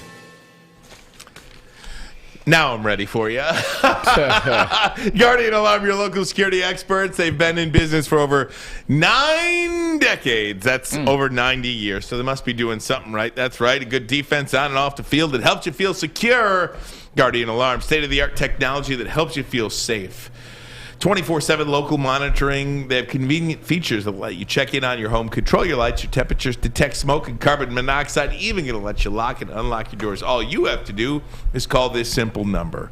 That number is 1-800-STAY-OUT today. That number again, 1-800-STAY-OUT. Stay out. Stay out. Alex, let me hear it. 1-800-STAY Stay out. I haven't done that in a while. 1-800-STAY-OUT. Guardian out. Alarm, There we your go. local security expert. Stay out. I wish we could put it outside for the snow. Oh, man. Boy, do I hate this stuff. Yeah, I know. Why do I live here? You love to complain, man. Why? It's Michigan, man. Hey, let me tell you. We always talk in sports about how you gotta build through the trenches. Isn't that what we hear? Yeah. You gotta build through the trenches. Man, Cincinnati in a 2-year period got themselves a quarterback in Joe Burrow. They luck out, and he's available. And then this year, Penei Sewell, Jamar Chase. If they take Penei Sewell, this team is not in the AFC Championship game. In fact, And then the playoffs. I'm not sure they're not in the playoffs. Yeah. What a decision by the general manager. He needs a lot of credit today because that decision alone has put them in the playoffs. And this is why a lot of times Detroit Lions fans are mad in the past. So you look at what they've done. Like let's call it a spade a spade. They got a lot. They have some talent on offense. You got Jamar Chase. You got T. Higgins. You have Joe Mixon, Uzama. You got some guys in there, but and you say, oh, they had Jamar, and then they got Joe Burrow. Well, we had Stafford, and you had Calvin. Like there was some names on that team that are very similar. Better defense in Detroit and than this defense here. But what I will say about this, we talked last week, and I told you in order for this Titans team to win, I said, don't allow Tannehill to beat you. I'm talking about Vrabel. Don't allow your own quarterback to beat you. Take it out of his hands, kind of like Sean McVay does a little bit with Stafford at times. You got Derrick Henry came back. He did what you wanted him to do. 62 yards, scored a touchdown. Foreman, 60 yards on 4 carries. You got Julio Jones. Hey, Julio Jones has 62 yards. That's good for him in terms of how he's been playing there. A.J. Brown, with the exception of the game losing pick, he had 150 and a touchdown. Like the defense, I said the defense had to get after this terrible offensive line that the Cincinnati Bengals have or do not have, however you look at that. And did they not get after him? 9 sacks. It's the most sacks in NFL playoff history and still getting a win. They gave up 9 sacks to this Tennessee Titans defense. What are the Chiefs going to do? 9 sacks, and they still didn't win that game. Joe Burrow won in spite of that offensive line, man.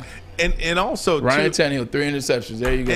And you look, should have only been 2. But look, one was A.J. Brown's fault. That's another point. Should How only did been the one Rams then. win that game with 4 turnovers? Like, that's insane that they won that game with They 4 lucked out. turnovers. They got ahead. Moral of the They got story, ahead. though, I mean, Tennessee, they turn the ball over way too much and lose the game. Yeah. Listen to me. This is a fact. If Mike Vrabel doesn't go for 2 points in the second quarter, it's 7-6. Take the game to the fourth quarter. Now they're up 17-16 with the ball. Ryan Tannehill's not going to throw into triple coverage. He's going to run the ball with Derrick Henry, run it down their throats, and win the game by 1 point. So Mike Vrabel got it up, you know where, for going for 2, trying to be the smartest guy in the world. Instead of kicking a point, why are you going for 2 when it's a 6-6 game in the second quarter? What is wrong with you? This isn't Canada. There's no rouges. There's no freaking singles. You can't get a point. It's a 1-point game. You win the game by running Derrick Henry at the end of that game. It is. I would love to see the stat. How many times on 3rd and 1, 2nd and 1, 4th and 1, you give the ball to Derrick Henry and he can't get 1 yard? Yeah. I don't know that stat. That almost seems like an automatic to me that Derrick Henry would get 1. So I hate going for 2 because it didn't work. Yep. But I didn't hate that call when he made it. Are you ever thinking about it? In NFL history, who has gone for 2 in a 6-6 game? Well, the It's penalty, not a blizzard. The penalty allowed them to cut that in half. Do you want to take it on the kickoff, or do you want to go from the 2 to the 1 yard line? What good is a 2-point lead? I don't know. Maybe the way the game was playing, you take the extra point. I don't know. Well, see ya. You're at home now. I agree. I hate it now, having known the result. Yeah. But if you told me that you had Derrick Henry to get 1 yard, I might have done the same thing. I did not hate it at the time. When the Tennessee Titans played Buffalo, Sean McDermott went for it on 4th down, and Josh Allen was stopped a little bit short. I think it was a great play call. They went for it. He didn't get it. Josh slipped. He's learning how to do the quarterback sneaks. Everybody needs to watch teaching tape of Tom Brady. With that being said, we talked about it then. I said, it's crazy. You see a lot of these huge runs by Derrick Henry. But you see a lot of times he gets hit in the backfield. It's like Barry Sanders. A lot of times he gets hit in the backfield where it's like 3rd and 1, hit in the backfield. Go for it on 4th and 1, hit in the backfield. Like trying to dance in the backfield. You're not a dancer. This isn't new for him. This isn't a new thing. So don't blame this on him being injured or him being out. This is Derrick Henry. This is how they run it. He gets stopped a lot up there. So this is something that they got to work on in the offseason. They got to find a new way for these short yardage and short yardage situations, because it's becoming embarrassing that you got a guy that is as strong, physically gifted as him, as good at the game at his position as him, talking about Derrick Henry, 6'4", 250 pounds, can't find 1 yard. That's up front. That's the push that they do not get, as well as the play call design. Yeah, shocking to me, too, just how bad Ryan Tannehill was from the first play of the game, throwing an interception. I hate to say, I called it. Yeah. I knew you had him last in our top 8 quarterbacks. You had him last. Well, how do you allow that guy to beat you? And on that first pass, I knew everybody was thinking Derrick Henry's back. They're just going to turn around and give Derrick Henry the ball. I thought they'd take a deep shot down the field, like a little bit of a Hail Mary kind of, and that set the tone, that interception on the first play of the game. And then the defense holds them to a field goal. I mean, their defense played pretty decent. They should have won. They had 9 sacks. Hey, they have not advanced as a number 1 seed. They are failures as number 1 seeds. It just goes to show you. Yeah, the time they made the AFC Championship, they were a 3 or 4 or 5. Listen to me. Mahomes, Allen, Burrow, Jones, Herbert. You know who I'm not adding to that list? First-round quarterback. Tannehill. I mean, if you're not one of these teams right now that have one of these guys on your quarterback, I got to add Lamar Jackson in there. And you know what? There's a quarterback out there that's not playing, and he's just as good as those guys. Who? Deshaun Watson. But until he plays, you know what I mean? I'm just saying, a team is going to get him. Which lucky team is going to get that guy? And by the way, the Saints are like $80 million over the cap. They can't even get Rodgers. Well, Sean Payton is talking about leaving. There's a good word that he might be going to the booth to pair with Joe Buck because Troy Aikman might be joining Al Michaels on the Amazon Thursday night game. That's the word on the street. Also, you know what a little birdie told me too is that potentially what's the Josh McDaniel? Sean McVay could take the trek of a John Gruden and go to the booth and get a boatload of money if they win the Super Bowl this year. But is he a guy you really want to sit there and listen to on TV like Gruden? No, he talks like a exactly. I want to. If look, I agree with you. I'm not a violent man. Okay, shocking. I am not a violent man. I am a lover. I want to hug you. I want to kiss you. I make my fair share of mistakes. I'm a lover, not a fighter as well. I'm with you. I'm a good guy for the most part. Certainly have my faults, but we all do.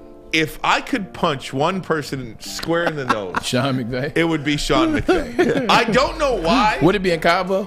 It would be in Cabo, baby. But I just despise it. I don't like him, and I cannot figure out why. Maybe it's like the sideline.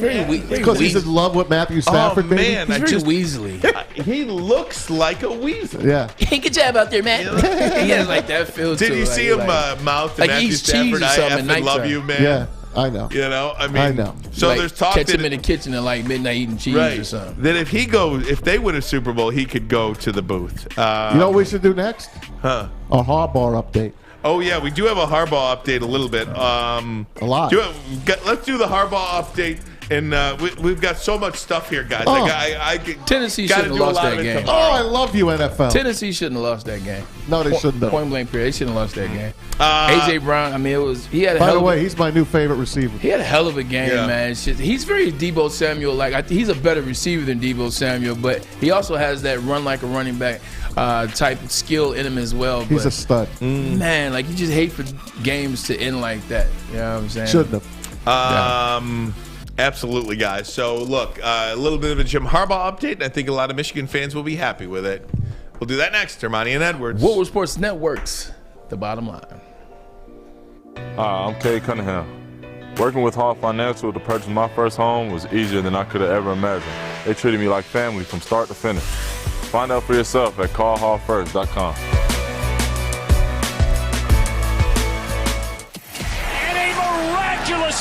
Follow us everywhere. Just search Woodward Sports on YouTube, Facebook, Twitter, Twitch, IG, and more.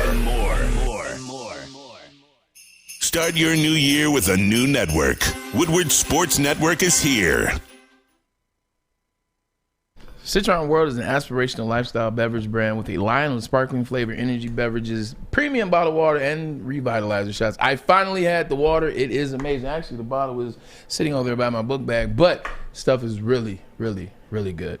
Centron is the official energy drink of the Red Wings, proud partners with the Detroit Pistons. Detroit basketball. And exclusively served at LCA.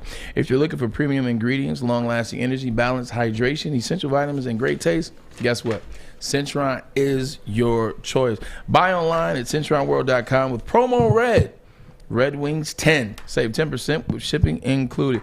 Drink it, live it with Centron. Love this stuff, man. It enhances your life. Just looking at the YouTube chat, Jim Harbaugh sucked at San Francisco, somebody wrote. Dude was 44-19-1 and went to a Super Bowl. Yeah, he sucked. Not good enough. went to two NFC Championship games because the first year we lost to the Giants on a muff punt. Kyle Williams muff punt, and they went down and scored. Then next year, they turn around and go to the Super Bowl and have the infamous outage, the blackout. Oh, man. If it wasn't for the blackout, they win that game. Oh. No, but they were getting whooped. That blackout let them come back. The Ravens were killing them. They were losing by about 25-30. Yeah, I got that mixed up. Yeah, I mean, they came back after the blackout because you iced the Ravens offense. That was the only way to ice somebody threw Joe Flacco. Yep. Yeah, somebody from the 49ers, they knew what they were doing. They threw some water in that electric box. No question. They was like, yeah, go ahead. Guys, so a little bit of a Jim Harbaugh update for you. We are hearing here at Woodward Sports Network that the Raiders are very, very high on Josh McDaniels from the New England I don't know Patriots. why. He sucks. And it is Mark Davis is Mark Davis, the owner of the Raiders, is telling people that's who he wants to be the head coach. But there's this piece out here again where the players of the Raiders are all in on Bisaccia. Yeah. So what will trump the other? The one thing that is a little bit better, makes you sleep better if you're a Michigan fan, is the name Jim Harbaugh doesn't seem to be coming up as much. Now, we have also heard that Mark Davis was telling people in the owner's booth, like Charles Woodson and like a few other people, that he wanted Jim Harbaugh. Now, what happened between that and then and now? You don't know what happens behind closed doors. Maybe Chris Sims. Yeah, Chris Sims. Maybe it just wasn't maybe it just wasn't a good fit. But it appears that Mark Davis is not as high on Jim Harbaugh now. Well, we'll have to see about that. We'll have to see. I'm going to throw a name out there for you guys that no one's talking about. That's Sean McVay. The Saints can make a nice, sweet little trade and trade Sean Payton. Thank you, Sean Payton. To maybe the Raiders, maybe another team that needs a coach, a team that's ready to win. Sean Payton, I don't think he wants to be in New Orleans anymore. First of all, they're not going to win. Wow. All right, they are $80 million over the cap. They have no quarterback. They have no hope. They're not going to win. It's over. They had a great run. He's a great coach. He's going to be somewhere else, or he's going to be in the booth, sitting next to Joe Buck. Yeah. I'm telling you right now. No, with Sean Payton, I mean, it's one of those things. Like, the Saints' run is kind of, it's kind of capped, and we've talked about, I think the only thing that would keep him there is if they would get Russell Wilson. Russell Wilson is a guy that kind of mirrors Drew Brees a little bit. He kind of plays like him. I wish they could, if they can't afford him. Yeah, no, 100% they can't afford him because they have everything on defense. Kind of a similar situation like Chicago. Chicago has so much money tied up on defense that they don't have money to pay the offensive players, especially offensive line for Justin Fields. But sometimes you just got to go. Like, sometimes you're in situations where he's brought a Super Bowl, to New Orleans. He's had a ton of success. He hadn't gotten it done in the big games. They've lost a lot of those games that they should have won. I mean, let's look at the Case Keenum and the Minnesota play. Like, they've had plays like that. Not to mention his guy left. When you have a player like Drew Brees that you built that relationship with, you guys are no longer player and coach. You guys are colleagues. Like, you guys are like co-coaches. You know what I'm saying? So Drew leaves. It's not the same, and now you're fighting between Taysom Hill, Jameis Winston, Trevor Siemian. You have that moment as a man, or there'll be female coaches soon, eventually, where you'll look yourself in the mirror and be like, nah, this ain't it. This isn't it anymore. Like, I went from having Breeze every year and, having opportunities to now I'm like, is it Taysom? Is it Jameis? Is it Trevor Siemian? This ain't it. And especially in an NFL locker room, when you're just kind of stuck. Players don't want to play Mike Thomas situation. Like that's a lot is going on behind it. We haven't talked about. You're kind of stuck in mud a little bit for the last couple of years. They had the great year last year with Breeze and probably should have beat Brady in the playoffs. Referees stole a couple of games from him.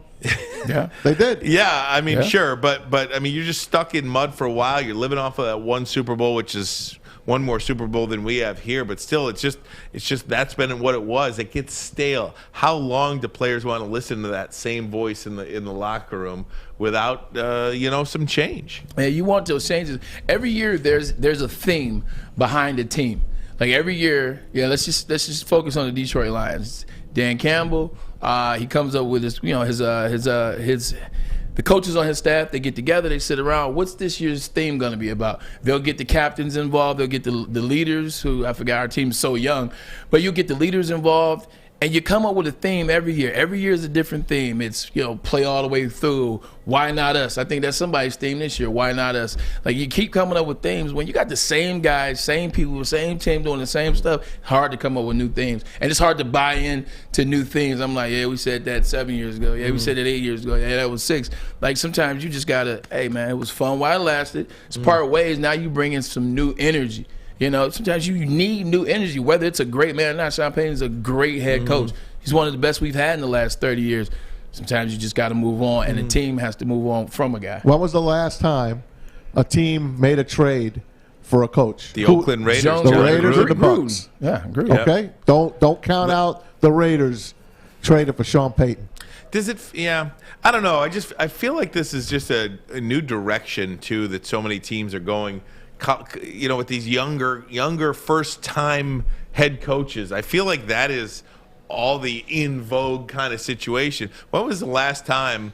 I mean, and maybe we could see Dan Quinn get hired by the Broncos in the next day or two, but it doesn't seem like there's a lot of coaches getting second jobs, at least now. I mean, I feel like there's just a lot of newer, first-time head coaches getting jobs. Yeah, and Todd Bowles, whatever chance he had, he stubbed his toe. And I think Leslie Frazier too. And again, Braylon, while you're sticking there, I think that's a lot of general managers, owners don't want the defensive guy. Yeah. You know what I mean? They want this sexy Sean McVay. Well, Sean Payton's sexy. Flinging all over. Sean Payton. I mean, Sean Payton's maybe he's a little older than McVay. Sexy now? I know he's only won one Super Bowl there. Bieniemy's sexy to me. He is? Yes. Well, he got his team down in 13 seconds. What the hell? I'm telling you, man. I was looking at the Bieniemy situation. You're looking at Bieniemy.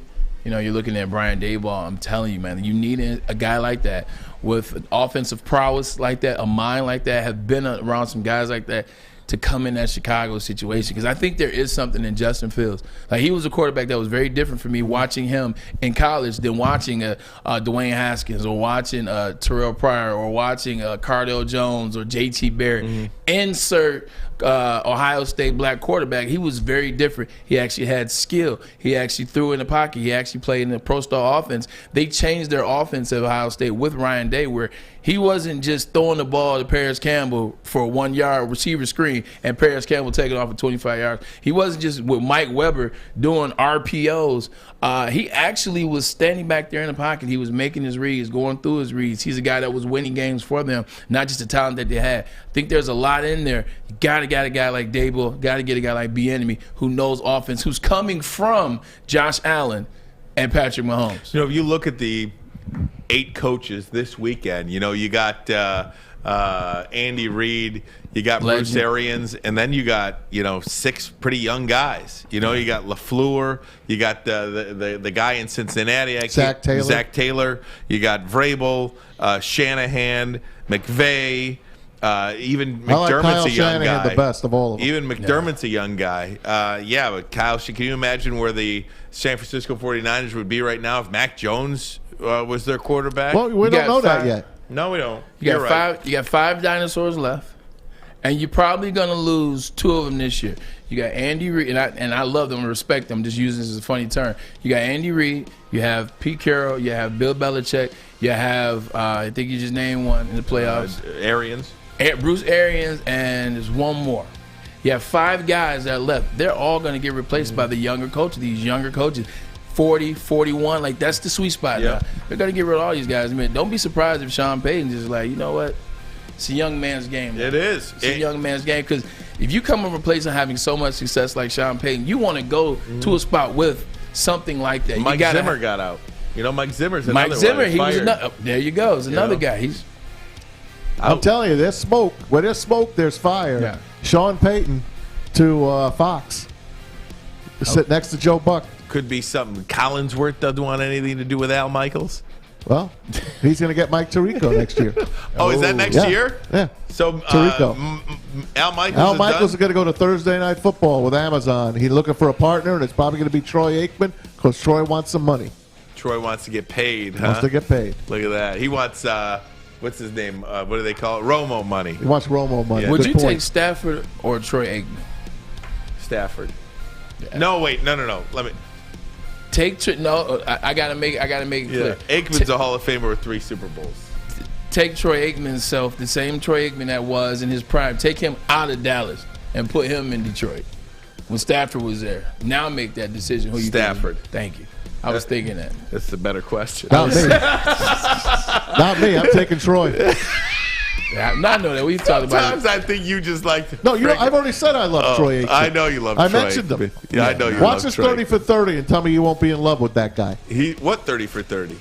Oh, he's got football life. Football life. I was like, he ain't got no 30 I for saw 30. all these 30 for 30s. By the way, Bray, those 2 coaches you mentioned, Bieniemy and Dable, they got 2 phenomenal quarterbacks that they work with. No doubt. I want to see them working with the crap that they got to go work with when they leave and go to those crap teams. And that's why I say I want one of them to go like to Justin Fields or one of these young one of these young quarterbacks because they have a lot of talent. Yes, they were given gifts in Mahomes and Josh Allen. These guys are just explosive. Those are miracles. On a different level. But even with greatness, you still got to be able to kind of like work around them and see what they are, where they work best at, where they don't work best at, and where they can have success. So, and they've done that. How old's that Chargers head coach? 28? Brandon Staley. I think he can come into his own still if he just doesn't make those bonehead moves. Play calling. Yeah, I mean, take it easy there, kid. Paul says, Ryan, your negative feelings about Sean McVay driving me nuts. Sorry about that, Paul. Ermanni and Edwards. Man's video of the day next. Woodward Sports Network, The Bottom Line. 6 dark corners, a driveway and a patio, 5 windows that could become doors. Every house has unique security challenges. Guardian Alarm has more tech, more team, and more ways to help keep them all safe. Get a professionally designed and installed security and smart home system from Guardian Alarm. Sign up today and get a free video device. Guardian Alarm. Smart, right from the start. Call 1-800-STAY-OUT. Your Detroit alternative to the normal sports blah, blah, blah. It's Woodward Sports. Tonight's a good night. No Monday Night Football. No playing for the first Monday of the year. Yeah, I mean, it is kind of a nice night to just take a night off of sports a little bit, isn't it? Not me. No, Maz is. I am. Yeah, Definitely. I am. I'm rewatching yesterday. I'm going to watch and Saturday. I'm like Braylon. I'm going to watch an Ozark tonight. Yeah, and Maz is going to rewatch the games. I cannot wait to get home. That's what's better. Nobody's better. Maz, videos of the day. I don't know if you noticed yesterday, in the waning moments of the Chiefs and Bills, as we were all sitting and biting our fingernails off, an idiot fan ran on the field. Oh. Here's what it looked like. The TV's not going to show you, but Stephon Diggs. Let's play that again there, Alex. Stephon Diggs took care of biz. Check him out. So There he comes, right there. Great tackle by Diggs. He used a little bit of shoulder. He more form tech, get some arm in there. But here's what's dumb about this, and I learned this years ago. It happened to James Harrison. Did this? Remember when James Harrison did this? Hell yeah! He almost killed the guy. Oh my God! The reason why you don't do this is because technically you can't hit guys that come on the field. They have every right to sue you, even though they are inciting a riot or disturbing the floor, whatever it's called. You hit them, if they get hurt and they sue you, you're gonna lose a lot of money. So like, Are you kidding? It's not smart for players. This happened. It's not smart for players. So when you see people run on the field, don't hit them. Because if you do hit them, they can sue you, and 10 times out of 10, they're going to. Oh my God! Unless I saw somebody running towards me or my teammates, and I felt it's in no fear, concern to you. There's no win for Stephon Diggs to do that. Can you imagine if he just fell wrong or something on that shoulder and had to sit out the game? You know what I mean? It's idiotic. You know what? Let me take you back to 1971, where it was more peaceful. Right. You know, no one gave a damn. Oh, I thought you were going to talk about Casey Kasem. Let's go to Mike 70s Mike Curtis and the Colts playing the Dolphins, and an idiot ran on the field. Let's listen and watch. This is beautiful. Mike's brand of frontier justice was vividly displayed at Memorial Stadium when a spectator decided to become part of the action. Look out. And one of these idiots runs on the field and picks up the McCartney? ball and starts to run around, and the crowd's cheering. He was a hubcap popper out of Rochester. It's a problem. I think his job was to put on Look at this tires guy. on the assembly line for the truck or some I love crap Mike like Curtis. Mike's kind of watching him out of the huddle, and then suddenly this blur, and he could just fly. Oh, that's what I'm talking about. That's how you take care of business. that. So I just gave him a flipper. I didn't try to put his lights out. Yeah, that's a flipper. See, you didn't want to put his lights out. Forearm for a shiver. second and jogged back out to the huddle. Look at that idiot. Nothing I thought he unusual said fluffer. in his mind. No. Mike Curtis of the 1971 Baltimore Colts, the world champion Baltimore Colts. We've got like the best justice system and the worst at the same time, man. Like you legitimately could get sued for doing that. Oh man, Like, That's sad. I had a teammate for the Green Bay Packers. Well, he was a friend of mine. Played for the Green Bay Packers. This is my second year in the league. Like someone broke in his house when he was in Green Bay, right? So he had Green Bay. Green Bay. Somebody broke in his house. He had a firearm, the whole 9 yards. He had a firearm, pulled the firearm out, and fired a shot. I think he hit the guy in the leg or something like that. If I remember correctly, he hit the guy in the leg. Guy limped out, or they called the ambulance or whatever, and they had the whole case. Guy pressed charges on him for firing a shot. Oh my God. And won the case. Oh God. He won it because he was unarmed. Oh my God. That's why we live in the best and worst at the same time. Crazy. To this day, that behooves me. That is a killer. What's man. the point in telling me get a gun to defend my home? No. If I fire a shot, and it's below the waist, so it's not attempted murder. You fire a shot below the waist, hit somebody in the calf, and you get sued. Oh. He was in I your don't house. care if it was attempted murder. Exactly. It's your house. I agree with you. Tough. Hey, Super Bowl 16, 40 years ago today, here in Pontiac. 49ers held on, beat the Bengals, that great goal line stance. Remember that? That was awesome.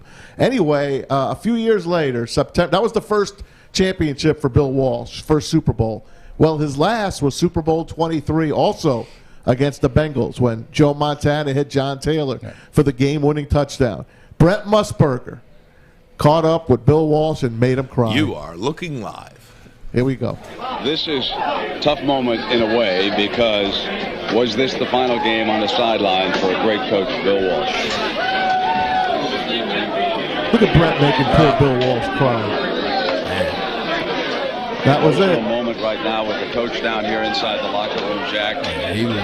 Those tears were coming before he even started the interview. He was Listen to crying that on the voice. sidelines. Yeah. Listen to that voice. Brett Musburger. Was this the final time? I used to love with him and Gary Danielson used to do our games. I always would know what games they were gonna do too. Like going to we played a Purdue game, Michigan State. I'm like, we'll probably have Musburger and Danielson. Always That's Purdue, all good. Michigan You always State wanted for some that. reason. Yeah. Hey, they asked Bill Walsh years later about retiring. He's like, I wish I didn't retire. I had more in me, but he was burnt. He was the first coach to burn out.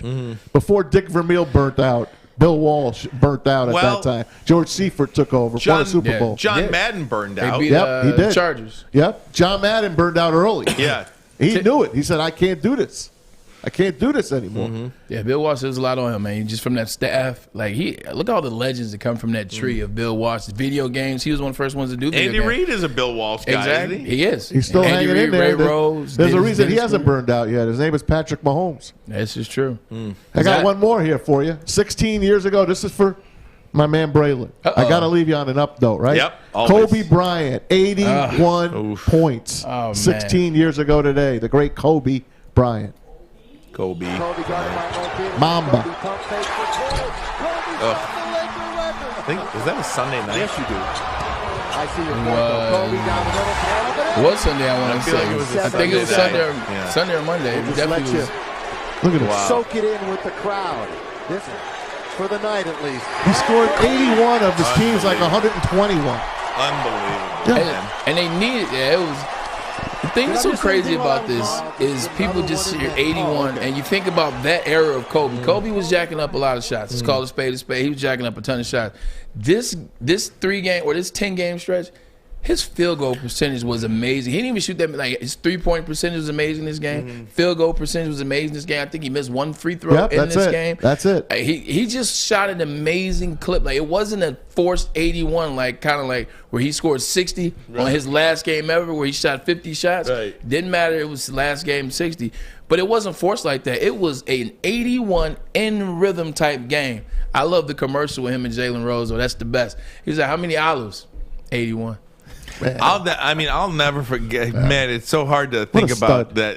Just that he's no longer with us. Week, I think I'll never. I will never forget watching television, and I was watching ABC. I don't know if the Pro Bowl was actually on then or not, but I remember just looking at the bottom line. Kobe Bryant dies in a helicopter crash, and I was like, No way. No. No. I'm not going to accept this. I was in New York. I was at a Jets fan event where I was headed to a Jets fan event. So I got up in the morning and we went to have lunch before the event. So we're like walking down 27th and go to like a sushi spot. But as I'm walking, an unusual number of individuals are on their phone, more than usual in New York. I'm talking about like this, pausing, gasping, and you're like, what's up? Everybody seems to be doing the same things, and then you find out it was Kobe, and it was like, wait, what? It didn't hit me till like the next day at the airport when you just see people crying. It was just crazy.